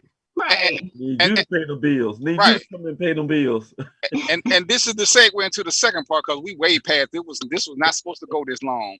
But during the courtship, you gotta have these conversations, good, bad, or indifferent. You know, you just can't keep thinking about everything gonna be rosy. You gotta have the conversation, and you know, people get together and we think everything is smooth, but we've never had to talk. We're dating. We're dating. What does that mean? We're courting. What does that mean? Does that mean we're exclusive? Because you know, I ain't had no shame. I will date a woman. Well, I'm sorry, I won't date it because I'm married now. I would have dated a woman who believed in the 90-day rule. I would have been having sex. I just wouldn't have been having sex with her. Right. Because that's what she wants to do. These conversations are crucially important, but how many times do we have conversations? You know, Trina was extremely open to the conversation about, if this doesn't work, what are we gonna do to make sure? Because you're moving down here. It ain't as easy for me just to say get out, and because you don't have any ties here. Right. So if this don't work, this is what we're gonna do. Which means I'm at a disadvantage because I still owe this to you because I brought you down here. I owe you some take care of so you can get back on your feet. Which means I can't. If we break up, I can't just run out and date, even though this is my time. She was open to that conversation. We had a plan for if this didn't work out. People don't like to have hard conversations. They want to just think everything is going to run smooth. Everything is always going to be smooth. And then boom, you know, me and Trina officially started dating in February. The conversation, me and Trina, she lived in Syracuse. I lived in Atlanta. We started off technically, we're realistic in an open relationship. But guess what? We talked about the dates. Trina got mad and told me to cut a girl off who stood me up. And I'm thinking, how cute is it for your girlfriend to tell you to cut a woman off for standing you up? These are little things that ingratiated me more towards her. Because people are like, oh, here we go. Sex ain't that important. I'm 1,000 miles away. I see her once every 30 to 45 days. It's sex. It's sex at the end of the day. Everybody has admitted they had it with no strings attached. Why am I thinking it's such a big deal? I still want to have sex. She can't do nothing for me. And, you know, these are the conversations that people don't want to have. Barbie got a business in Florida. She live in Atlanta. Barbie, you ready? There you go. Give me that smile. Give me that smile, Barbie. Would you be open to an open relationship because you travel? Yeah, 1,000%. Yeah, I don't really, monogamy is not really important to me. I think monogamy, I don't want to say I don't believe in monogamy, but that's just not really my vibe. So yeah, absolutely. And ain't nobody wiped you up yet, girl. Which I also, you know, I've loved being single. Like the last, let's say 5 years, I wasn't looking for nothing else. It's only now where I've kind of reached my personal goals where I'm like, okay, now I want to be serious. Now I want to look for something, you know, for real. And see, single shit. That's such a refreshing mindset because, you know, and people always laugh at me and Trina because that's one of the things we talk about. Everybody say, oh, monogamy is hard because it ain't natural. It's not natural. So why y'all fighting it so hard? So have the conversation ahead of time that sex is sex. Making love is something personal and special. Having sex ain't. We've had sex with people that we didn't know their last name, their first name, and we just knew their street name if we knew that. But we make it such a big deal. But we need to have these conversations because it's so funny. And I see people all the time, oh, he cheated, I'm leaving. Or he cheated and, you know, he better not do it again, which to me says you're in an open relationship. You're just not enjoying the benefits. Because if he cheated and you kept him, you're in an open relationship. You punish him, whatever, it's cute. But it's cheating that much of a deal breaker in reality, especially in the beginning. You've been together with some guy, y'all been dating off and on. Well, y'all been dating for 3-4 years, building stuff as y'all knock out the little things y'all need to do to get married. Are you really gonna leave this guy because of sex? Now, I will say, even though I'm not looking for a monogamy, cheating to me is a different story. Yeah, I will leave for cheating. But Right. if you are abiding by the rules of our agreement, then it's cool. If you're not, it's a problem. Right. But how many and this is a question for the fellas. How many fellas are okay with having that conversation and it not being a female thing? How many fellas do we think are truly comfortable with sharing, even though we want to share? How many of us are comfortable with sharing in the same sense? Because Hell no. Hey D. No. Before answer that, hold on, D. Let's take a quick pause for the calls, but ain't nobody gonna go nowhere. Because with all these issues, I said let's take a quick pause for the calls before y'all answer that. Think about your answer before you give it now. Hold up. So what I want you guys to start doing for us though is go ahead and go to the Google and the Apple app stores and download our app. Honestly, what's happening is Facebook is starting to do something that's breaking up these shows, because I've been on the app on my phone, the app and on YouTube actually, and it has not gone down once. It hasn't been doing anything. So this has to be something that's going on with Facebook where it's pausing and doing all this different stuff. But yeah, if you get our app, you can actually go back and watch old shows and all that kind of thing and get engaged in it. It'll be under broadcast, and then the old shows will be under Random Thoughts with DVP. You'll see his little icon and his picture and stuff there. But please go download the app. You know, you can register if you want to.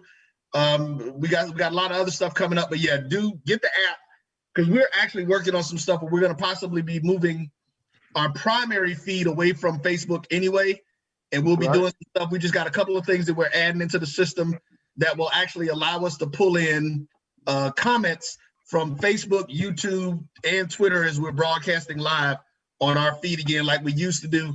At the same time, back doing phone calls, letting people come in and cuss DVP out for whatever reason they want to. Some shit that they don't like. And then we actually gonna get ready to start doing live events again too. We got that coming up as well in the next few months. Even if we out somewhere and he at home sitting in front of his computer. So, you know, we're gonna start back doing some things in these streets. So are we taking a break? Because Mike, that was the break. Go ahead. Okay, I see Mike done moved up close. He got something to say. I'm gonna call him by government name now. Go ahead, Mike. What you got to say? Cause Mike, I heard him say hell now. Then I was say, go ahead. Sure did. Nah, you said right. You ain't doing that. It depends on when you talking about sharing. Like you talking about sharing while you dating, or you talking about sharing while you. I mean, what part of sharing are we talking about? What's the difference? Big difference. But what's the difference? As a man, ain't no man unless. All right, let me get in here. What she said, what Barbie said was, she started saying about relationship, and she said something about, I don't know if it was a little bit more than one, but she said, long as the understanding. No, what she said is she wasn't simply looking for monogamy, but long as the understanding is there. And so, look, I learned a lot from DVP and Trina from talking and having those conversations. So DVP, I told you I did some research. I didn't know if goddamn, I don't do a lot of research, but I didn't know if this polygamy thing was going to get in here. But just so happens today that there was a story on the doctors about polygamy, about the new craze, about how it comes along, and about those conversations. So the conversation is, it seems that it's a growing trend going in that direction. Now, we talk about the honesty, because people in the polygamy say, oh, it's great, we're honest, as long as everybody knows and everybody knows what's going on. Can you really be honest in the polygamy? Because I don't know how people think about it. Is it everybody honest or everybody kind of cheating on the other one? I don't know. But we always say, oh, we're going to get in this to this and everything's going to be honest. D, Trina, and even Renee, my girl, has told me, have through these conversations, I talked about honesty. But here's what we think. How honest can we be in these type of situations? Is there real honesty? And here's the thing. Is it better or is it take you away from what we think is monogamous relationships? Are we moving into this polygamy thing big time or what? Wow, what the hell happened to your audio? Yeah. Anyway, and I heard you say, but I think it makes it better because, and again, the research, I'm gonna give you mine, but the research says that couples break up for 2 reasons: sex and finances. When you don't have to lie about those things, the relationship is automatically better. Trina, me and person just added, it makes it crazy though. yeah, but me and Trina, something happened yesterday when I was at work with Trina, and we laughed about it because there were these 2 women that came to my job, and they were both hot. And Trina, because she's my friend, I had a time, and I was like, ooh, both of them was hot. They could have got it. And we turned around and we laughed about it later. Because how many wives or girlfriends can you openly admit that another woman is hot or they could get it? I've heard her talk about guys who she thought was all this, and too many times, but this friend that we want to marry, but we can't say stuff to him. This opens up a whole nother level of communication because you ain't got to lie about money. It don't do what? It don't do what, Lyle? It doesn't mess with you. It says that somebody No, Lyle, because guess what, Lyle? I'm looking at Barbie. I think Barbie's attractive. Trina can look at one of y'all and think one of y'all attractive. Me and Trina actually have a group. And one night in the group, I don't know what happened, but somebody called one woman attractive. The next thing you know, everybody talking about who could get it. And you could tell people were nervous at first to say that Trina could get it, until Trina said one of the guys in the group could get it. That's a freedom conversation that you can have. Because remember now, the lie that we tell is that we want to be friends. Barbara, do you have any friends that you can't have a sex talk with about a cute guy or cute? So if your mate is gonna be your best friend, how is a sex talk out the conversation? See, that's the lie we tell, and that's how we get caught up in stuff. And again, everybody ain't, you got to know who you are because everybody ain't built for that. So if you're not, what Barbara said is, I'm cool with it as long as we follow the rules, because there are rules to this. This is why the conversation is so important. We can't think that we're on the same page. These are things that we have to discuss. These are things that we have to agree on, not negotiate. We have to agree. This is the rule. This ain't. And if you can't stick to that, then y'all don't belong together. And too many times we keep trying to force this round hole into this square. And and I think Mike was gonna say most guys ain't gonna do it. For the guys they don't need to. No, let him say what he was saying. Okay, I want to bring something up that we did before.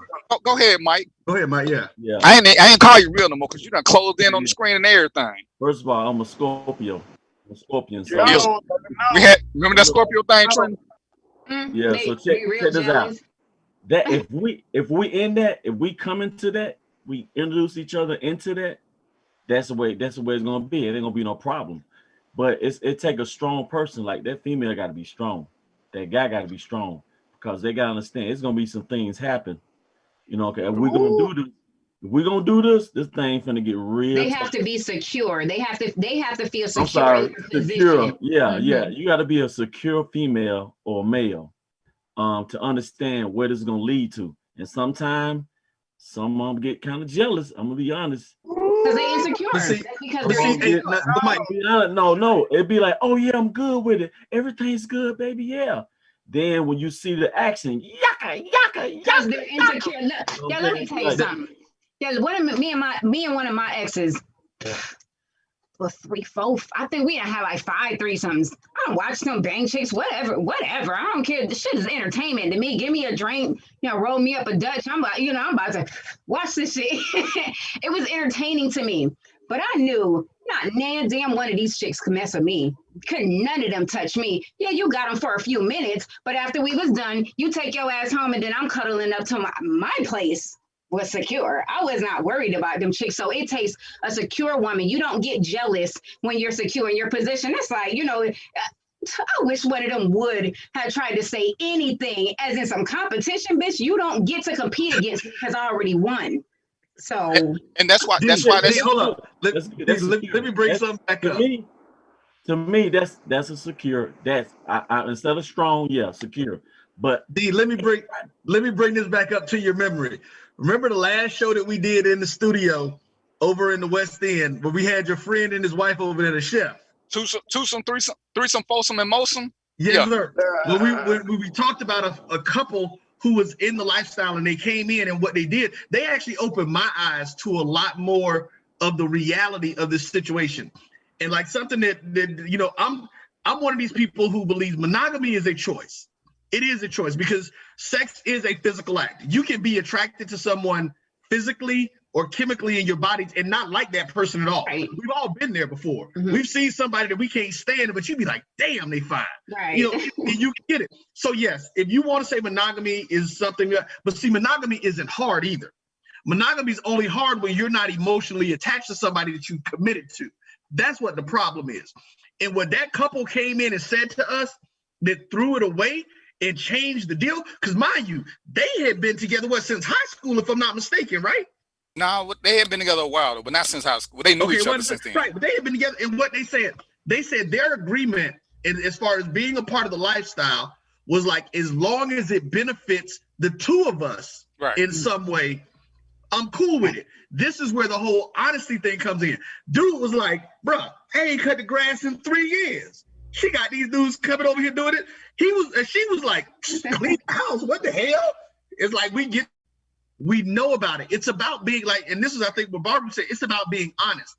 Going outside of that arrangement, when you go outside, like if one of your agreements is, okay, I at least need to meet whoever it is you're sleeping with or you want to sleep with, I have to vet them. You have to vet whoever I'm with. That's one thing. So if you agree to that, once you start lying or you started hiding stuff from somebody that you're doing, that again is a different situation, because now I'm with RT. I'm gonna keep calling the man RT. Now you're cheating, because that's cheating. But it's cheating because now you're lying about it, and that man is gonna get insecure because you're gonna come in because don't know, man. You know, listen, I get what he's saying. You're gonna feel some kind of way when she like. I mean, well, hell, we all saw Will's face when Jada talked about, yeah, he was blowing my back out. Will was like, well, damn, I ain't blowing your back out no more. You know, it's an ego situation, but I bet it was only his ego because he didn't know about it. And I think it was different. I think it was that he realized that he sent her out there. See, it's one something when you send a woman to another man. It's another something if y'all have already agreed on this action. Because but see, that's what I was gonna say, because the rumors were abound about the fact that they were in an open relationship. That had been something that people have been talking about for years. Right, and that's what I'm saying. When you're there, I don't think you get the same level of jealousy. Trina can feel a sense of comfort if she knows what's going on. Before the pandemic, even when I met women who thought I was cute. Here, let me give you my girl's phone number, because she approve of everything, because we ain't finna sneak and do this, because I don't ever want you to think that there's gonna be something, because I told you I did interviews with couples to understand how it works. If you wanna hang out with a guy, yeah, I would like to meet him so he knows that, hey, I ain't even trying to be cute and put no passion mark on or thinking you finna move in, brother. I'm agreeing all of this. So don't think that you got no power in this. But that's part of the relationship building and the hard conversations. Because some people believe in don't ask, don't tell. Some people want to be in an open relationship and not enjoy no benefits. I ain't knocking you for that. All I'm saying is you got to truly know who you are and where you are. Barbie says she cool with it. So if you're going to date Barbie and this is what you got to have, then you got to know Barbie got the same option. Then if y'all agree to tell each other beforehand or afterward, whatever, y'all got to accept that agreement. But this is where we got to have open conversations. We can't think. Me and Trina was in agreement. Every girl I ever dated, I always believed they were dating multiple people. If they weren't, that was on them. Until we have the conversation of exclusivity or monogamy or whatever it is we gonna do, the floor is wide open. I don't care how much time we spend together. We can be together 16 hours a day. When I go to work for 8 hours, ain't no telling what she doing them 8, because we ain't having sex them whole 16. So she got energy. So until you have these conversations. And one of the people when I made the post about it, so one of the crazy things they learned from a relationship expert is most people get in relationships thinking the other person wants the same thing that they want. That's unspoken. Because what do the 5 love language teach you? We love people like we want to be loved. We never figure out how the other person wants to be loved. And that's where our biggest disconnect comes from. Some people need this, but if I like touch, I'm thinking every woman I deal with likes touch, but maybe they need words of affirmation. Maybe they need quality time, but we don't think like that because, as Trina told in one of our conversations, a lot of times people who are in love are selfish. And with their selfishness, I only want you to be happy with me. I only want you to be happy with me. And I tell her, one of my mom's boyfriends said something to me that I didn't get till I was in my mid-20s, early 30s. He got caught cheating on my mama. And when he was explaining to me, he was like, listen, man, your mama is steak. But to enjoy steak, you got to eat bologna sometimes. And I'm thinking, dude, what the hell is you just saying? But as I got older, it hit me one day what he was saying. And I totally agree with that. You can't keep enjoying steak if that's the only meal. It becomes the norm. Sometimes so have you had bologna? So what? Since I've been married, of course not. But hey, after this pandemic, I'm getting some baloney, and you're gonna be there. But that's a whole nother show. But see, these are the things that you got to have a discussion. I mean, see how me and Trina can have them and laugh, and this ain't just for y'all. Because I told with my ex, I was on the phone and I told a girl, I said, "Hey, pretty ladies, I'm walking." She hung up on me and told me to call her back when I ain't around pretty women no more. And I'm thinking I ain't gonna never call you. It's always pretty women around. You're uncomfortable with me telling another woman she's pretty, not asking for a phone number, just telling her she's pretty. With me and Trina, when Trina could tell me about her dates, and yeah, I got a little voyeur in me. I wanted to know lots of stuff.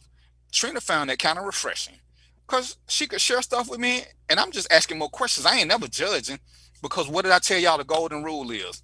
Anytime there's other people involved in a relationship, you never compare the two of you guys. You compare even when we talk about her past, all her exes in one category, then we talk about the best times we had and we rank our best times. But I don't ever put us together because you're setting yourself up for failure because either A, I'm asking her to lie, or B, I ain't gonna believe her, even if she's telling the truth. So why even put her in that position where because don't nobody in truth want to hurt nobody. If Barbie's dating a guy and he asks one of them dumbass questions, Barbie gonna sit there and think, how much does she value this relationship first? Do I need to give him the truth or do I need to give him his truth? What happened to the sharing thing we was talking about? I don't think we ever got Mike's whole. Okay, go ahead, Mike. You back on the spotlight. Yeah. Hey, look, we all have shared once or twice, but I know in an open relationship, sharing. I know people. I've been around. I ain't say no people. Well, I don't even, expose myself. You know what I'm saying? It's good. I understand the whole community, the whole, you know what I'm saying? But it can get a little touchy if somebody going outside the circle don't really open up and discuss everything that's going on. Like you gotta let each other know. You know what I'm saying? Have some kind of trust. Because you go outside, in some clubs I know of, you go outside. Once we come into this area, that's all we do. But when we go out, you can't be having contact with the other person. So, I mean, I don't know how other people do it, but there's a couple of groups I know personally, how they do it. But that's why you got to have the rules, and they got to be agreed upon. It can't be I do this and I tell afterwards, and that's why it's so important so that everybody maintains a level of comfort and they know their place. Like I said, Trina said when she was doing it, she knew that she was that number one. There was nothing that was going to come between that. Them having fun, hanging had nothing to do with that. They got to go. I'm assuming Barbie has the same mentality with just the frankness that she spoke up on it, and a lot of people just got so many different hangups. And when I was doing it, I hear guys swear all the time, "Oh yeah, my girl, yeah, she don't really like other dudes." And I'm thinking, dude, if she mess with you, she still like dudes. And I tell the story, the couple I'm interviewing, the girl just rubbing on my leg the whole time, but Buddy swear she don't like dudes because a lot of women are tricked into it, and that's what happens because the guy said they'll be into it until the woman says, "Well, I gave you a threesome. Can I have another guy?" Then all of a sudden we get offended. Hold on. Wait. No. Well, damn, what's good for the goose is good for the gander. If you're going to play the game, because these are things you can't turn around and fly. And a lot of women will say yes initially, hoping that eventually the guy going to want to do fair play. But he ain't. He just want his way. And that's why I think it's a lot more insecure guys than it is insecure women. Because it's a simple process. And what do I always say? I don't never want to be nobody's best lover because the best is always an ex because they kind of crazy. That's just the rule. Most of us, there are times when it happens that your best, me and Trina, we building. So I ain't gonna never tell her she the best because that means she got to go. But for the most part, most time when you talk about your best lover, it's a crazy ex. Y'all had great times together, but y'all couldn't build together. I don't have no crazy exes. Girl, stop playing. That's a whole nother show. But it's okay. But too many times guys get caught up into that. They're like, I don't want to see no another man blowing my woman back out. Well, it's kind of like anything else. When you do something for her, she gonna do more for you in return. It's just sex. It's just sex. That's like saying, Mike, you cook dinner, but you ain't gonna let another man cook. She got a professional chef gonna cook. His meal gonna be better than yours. So that great meal, what Trina tell y'all? Them little Oreos, oh man, them little thin mint Taliban Oreos. She come in kissing me. You thought I'd bought her a dozen roses. Everything has an effect, and sometimes not being selfish has a better effect for us than being selfish, because women do give better. They give back better than we do when they're into us, and that's what we got to pick. If they ain't into you, they just gonna keep taking. But when you do something good for them, oh, you getting it back, because they remember that. They remember that. Yeah. I agree with you to a certain extent, but I want to tell a story about something that happened. A friend of mine was telling me about. She was telling me how her husband, now mind you, she was somebody who was used to going to trapeze. For those who don't know, trapeze is a sex club here in Atlanta. When she got with her husband, he didn't realize, What you said, RT? Fulton Industrial. Yes, sir. Well, it's off of Fulton Industrial, but anyway. Yeah. So he was like, he gonna bring it to her, talking about something, hey baby, let's try this thing, because she was a little freaky with the two of them. But so he was like, oh, let me get this shot now where we gonna go in and I want to go check this out. If you ever been to trapeze, you know that it's usually the women who initiate most of whatever activities with different people and stuff in it. So they go in there and these chicks wanted to get on her husband. It was these two chicks that wanted to get on. So she sat there and watched. She did the whole thing. Now, what ended up happening was they came back, and I think it was the second time that they came back. There were these guys there, and he lost his day of mind.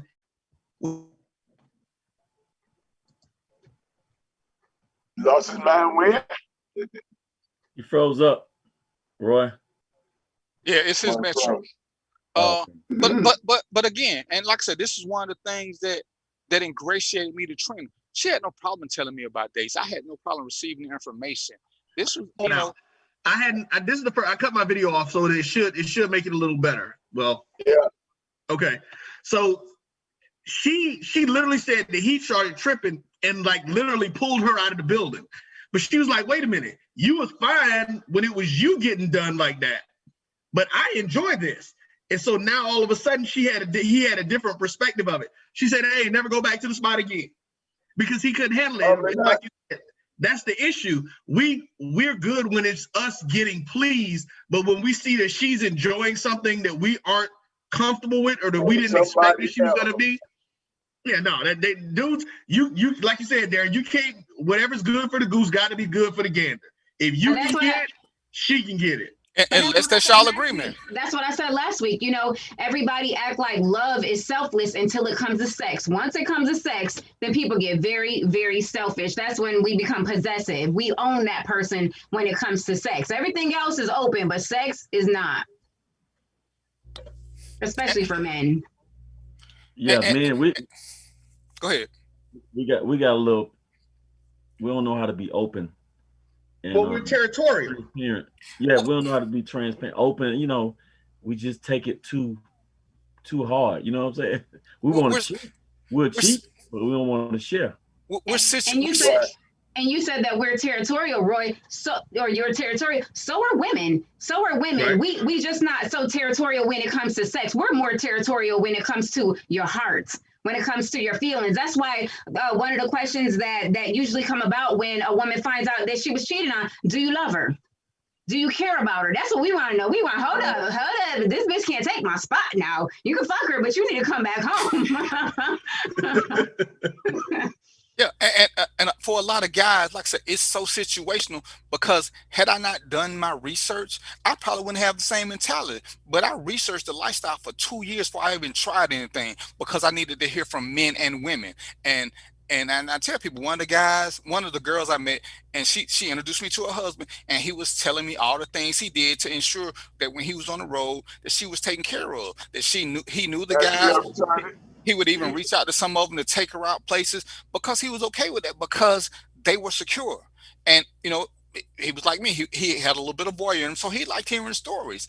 And when you talk to some of these guys who are okay with a total picture, that's when it started coming together in my mind. Because, yeah, I'm listening to the streets. The streets say the man get the 2 women, and all women just love women and one man. But that's not true. And as I start meeting women who had guys who were okay with it, and you looking at them, and it's like, yeah, we argue about dumb stuff, but we don't argue about this or this because, yeah, if my wife find a man attractive, she can tell me. It don't mean we're gonna chase every man, but I know what she like. I know when we go out sometimes, yeah, I will invite a man over to conversation because I know she's cool with him, and we will vet him together. And they got the little clues and signals for when things can happen. And I thought that was just so cool because, again, the 2 reasons that people break up are finances and sex. So you can knock that out the way. It ain't taboo no more. And your woman can say whatever because remember now, we want to be friends. That's a lie we always tell. I married my best friend, but I can't tell this. Is there anybody got a best friend that they can't truly tell anything to? Right. But you got a spouse who's your best friend that you got to limit your conversation. And again, because sometimes that's a hard line because, Trina don't want to hurt my feelings. I don't want to hurt her feelings. But do we want to lie to get around that? Because when we find out the lie, guess what just happened? You hurt my feelings. So sometimes we got to weigh the hurt versus the hurt. Which hurt is more? Me lying or me just telling you something and then we working past it? Because we can, so when the conversations come, and these are always hard because even I was guilty of it. And Trina fussed at me about it because I preach open and honest conversations. I was open, but I wasn't honest because I was still learning to get in touch with some things. But now when she called me on it, I learned I had to be a little bit more honest with my thoughts because I was keeping a lot of them to myself because it was an old habit that was hard for me to break. But when you can get to that point, it's a whole lot easier because, as we all know, sex is sex. Trina said it, Barbie said it. You can have sex and keep moving. She can have a dude, I'm assuming, she can have a dude while she out there, have sex with another guy. She's still going to call her dude at night and talk to him for 2-3 hours and want to see him. But he out of town, he in South America, she in Florida, they can't do nothing. Sometimes the urge hits you. And a friend or a toy don't help nothing. You need a physical body. We discussed that last week. Oh, you was watching last week, Mike. Sometimes you just want that touch. Sometimes you want to be adored by somebody, then you want them to get the hell on. Okay, you adore my body. I appreciate it, the whole newness and all that, and the infatuation. Okay, now bye. Yeah, they're like a porno. You watch a porno, it's all great and it's exciting and everything until you bust that nut. Then it's like, okay, this is filth off my damn screen. It's like, okay, get the hell out of me. The chain does bloop. Right. Yeah, so I mean, and that's why I was looking at this is how you mix it too, because when you're courting, the more serious it gets, the more. I don't want to say the more serious the conversations, but the deeper the conversations have to be, the more honest they have to be, because now we're looking at building something together. We need to know where we are. Are we headed in the same place? What is it you can teach me? What is it I can teach you? But where are we going? Me and Trina talk about this. If we need a toy every week, then there's a problem between me and her.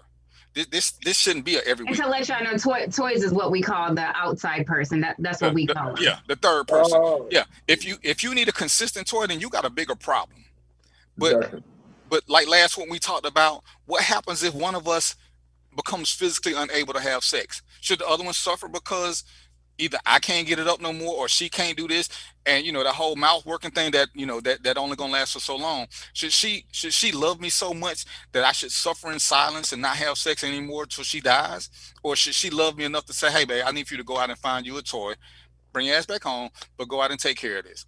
And and that's part of the whole conversation that you gotta have, because I'm looking at Barbie, and like I said, she wanna be happy, but she wants to be Barbie happy. She don't want to just be his happy. Be happy on my terms. Just be happy with me. Don't be happy with nobody else. Don't look at another man. Barbie travels. She see good looking men. Is she supposed to lie to her man when she say, hey, you seen a good looking guy? Oh no, everybody I saw was ugly. Everybody. Yeah, Trent done told me about the FedEx guy, so I got a ring camera. So when a certain FedEx guy I come home early just so I don't have to stab him. But it happens, and we can't keep acting like it doesn't. And we got to be willing to have these open and honest conversations, and we got to be willing to court better. Women got to learn how to court back, or at least make courting more alluring to us. Because why would I do it if there's no benefit? Because we all looking for benefits. Even if the benefit ain't nothing but you whispering something in my ear, something seductive to let me know I'm close, but I need to try just a little bit harder. Step your game up, player. I'm interested in you, but it ain't going to be easy. Because sometimes women can be too easy, and I think that turns some guys off. What the women say? saying? Say it again. What's the web saying? What everybody comment? I know we're doing a lot of good conversation over what they talking about, what they say. Oh, well, like I said, most of this I got from groups, and that's, because I like to post ahead of time so people can look at the comments and bring them. Right. Let me ask Barbie. Can I ask, what's your preference? Preference in terms of? Guys dating, the guys you date, want to date. Like, we're talking race or physical preference? Race, like, yeah. Okay. I mean, I definitely predominantly date black men for sure. Okay. My type is like tall, dark, and handsome, but it's usually black men. I've dated some Hispanic men. I've dated some white men. Tall, dark, and handsome. Barbie, how tall are you? I'm 5'7". 5'7". I like 6'2" and up. Yeah, she's talking about tall. She 5'1", talking about something. I need somebody 6'3". And ain't nothing wrong with that. If that's her preference, and that's her damn preference, regardless of how tall she is. You know what I mean? Everybody got their preferences. Everybody like what they like. All right. Well, it's 8, and Barbie didn't get a chance to tell us about her little marijuana thing because I want to get into that. So we can do the closeout. Yeah, but I want to give her like 10 to 15 minutes because I want to know about this marijuana stuff and what she's doing with it. And we're supposed to talk about interracial dating because I know I got 2 people who dated interracial, so I wanted to hear about their conversation. So that's a whole nother dude. That's what I'm saying. Yeah, that's a whole topic. Yeah. The first topic wasn't supposed to last an hour. Yeah, that's a good one. That's a good one. So what I want to do is, Barbie, tell us a little bit about the marijuana, not a whole lot, because I'm gonna invite you back so we can talk about that. And then I do want to have a conversation about the interracial dating and how it works and the pros and the cons. So tell us a little bit about the marijuana thing. Yeah. So I have a company called Stoner Life. I do a few different things. I have just like cannabis apparel. I actually plan events geared around cannabis. So everything from like an educational type of experience to a full out, party, pop-up shop type of situation. I recently started doing vacations. So every year I take a group to Denver. It's one of the most cannabis friendly cities. And we just kind of explore, a lot of people, even people who smoke weed every day, haven't necessarily experienced the culture of legal cannabis and somewhere where it's been legal for an extended period of time. And so we go and just explore all of the events, the dispensaries, and just kind of get an overall vibe of it. Okay. Well, I want to invite you back, and so we can have that conversation, because that was one of the things I wanted to get into, because I got some questions. So we're gonna get ready to wrap this up. I'm gonna let everybody give a farewell. But Barbie, while I got you and it's recorded, you promise to come back and talk some more with us? Yes, I would love to come back. Yeah, I want to be able to use this against you just in case you don't come back. Okay. Barbie, go ahead. Tell us how we can find you or find out about your cannabis stuff. So you can follow me, Barbie Life. It's BARBEELYFE on Instagram and Facebook. And then you can find my company on Instagram as well. It's Stoner Life, again, LYFE. Trina Marie, you got any products to show us? Well, I got this one I've been sipping out. I got the same stuff I had last week. Barbie ain't never seen your stuff. Wasn't thinking about my stuff when I came here. I got my little glasses and stuff. I do glasses. I do custom glasses, and I know I do some other stuff. I can't think right now. I've been drinking. Yeah, she been drinking. Follow her at Trina Marie before she get put in jail again. Real Tailgaters, tell us a little bit about yourself and the trouble you bring, because you were finna get jumped on twice on the show. I was just sitting back. I know. I appreciate it, man. I appreciate you guys allowing me to come on your show. Excellent show. Hey man, you can follow me at Real Tailgaters, Facebook, Real Tailgaters, Instagram, Real Tailgaters, TikTok, also on not TikTok. Mike, you doing porn? You doing porn videos? That's all TikTok is porn videos. There's so much knowledge on TikTok. I ain't talking about the porns. I don't like the porn, but I do see them. But I do watch occasionally. Well, let me tell you, listen to me. Don't sleep on TikTok, big boy. Do not sleep on TikTok. TikTok got a lot of stuff on it. Man, it's so much information. But appreciate the show, man. I enjoyed everything, man. Y'all come back on the topic with interracial dating. Both my sons My grandkids are mixed. Both of my sons married. You know. Okay, that's what's up. I'm gonna make sure you. Okay. Well, you know, we may do this next week. Lie, what you got for me? What up, y'all? Makeup and more. This and that. 76. Y'all see this? Just one of my shirts and stuff I do. The unique experience, you know, because when you get hair and makeup done, it is a unique experience. And Barbie, if you ever need something, you know, like that on colors back for like 15 years, so we can pop something with that green hair, you know, and just have a good time, y'all. You know, love the show, D. Man, great topic. Real tailgate, is that what you said? You be tailgating the Falcons games or what? Oh man, yeah, man. We'll be inside, outside. Look, we do trips. We do a lot of stuff. All right, bro. I get with you. We're gonna fix your phone so you don't sound like a stormtrooper. Roy, did you want to do something, Roy? Or you gone? Just go get the app. Like I said, we will be over the course of the next couple of months. We will be getting ready to start pushing everything to our app, back to our website, and all of our own stuff, so that we can control the content. DVP, actually, to let you know, we had somebody file a claim on one of your shows on YouTube. So I didn't tell you. I hadn't told you about that yet. Am I getting sued? Huh? Am I getting sued? No, we ain't getting sued. No, am I getting sued? All right, get you one of these. These come from Little Things by Clear. This is one of the things that Trina does. You know, your own little. I'm getting one of them. You know, we got these. I'm DVP. This is Random Thoughts with DVP. Y'all know I do this every Wednesday from 6 to 8ish. I enjoy having my guests.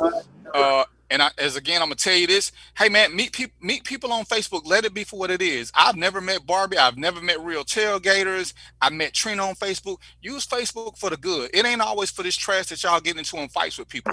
You can learn a lot from people who are outside your circle. This is the best, easiest, safest way to get outside your circle and meet people. And you can exchange information. You don't have to like it, but you learn stuff from different people. So we're gonna be back hopefully next week, but if not next week, I'm gonna see what Barbie's schedule is like. But we're gonna talk about the cannabis stuff. We're gonna talk about some interracial dating, the pros and the cons, and we're gonna see what else we got going on. So I just want to thank all my guests. I want to thank my super dope producer, and you know, we like to have these uncomfortable conversations. And you know, until next week, we're gonna make it happen. So y'all know what it is: peace, popcorn, and chicken grease. And we out.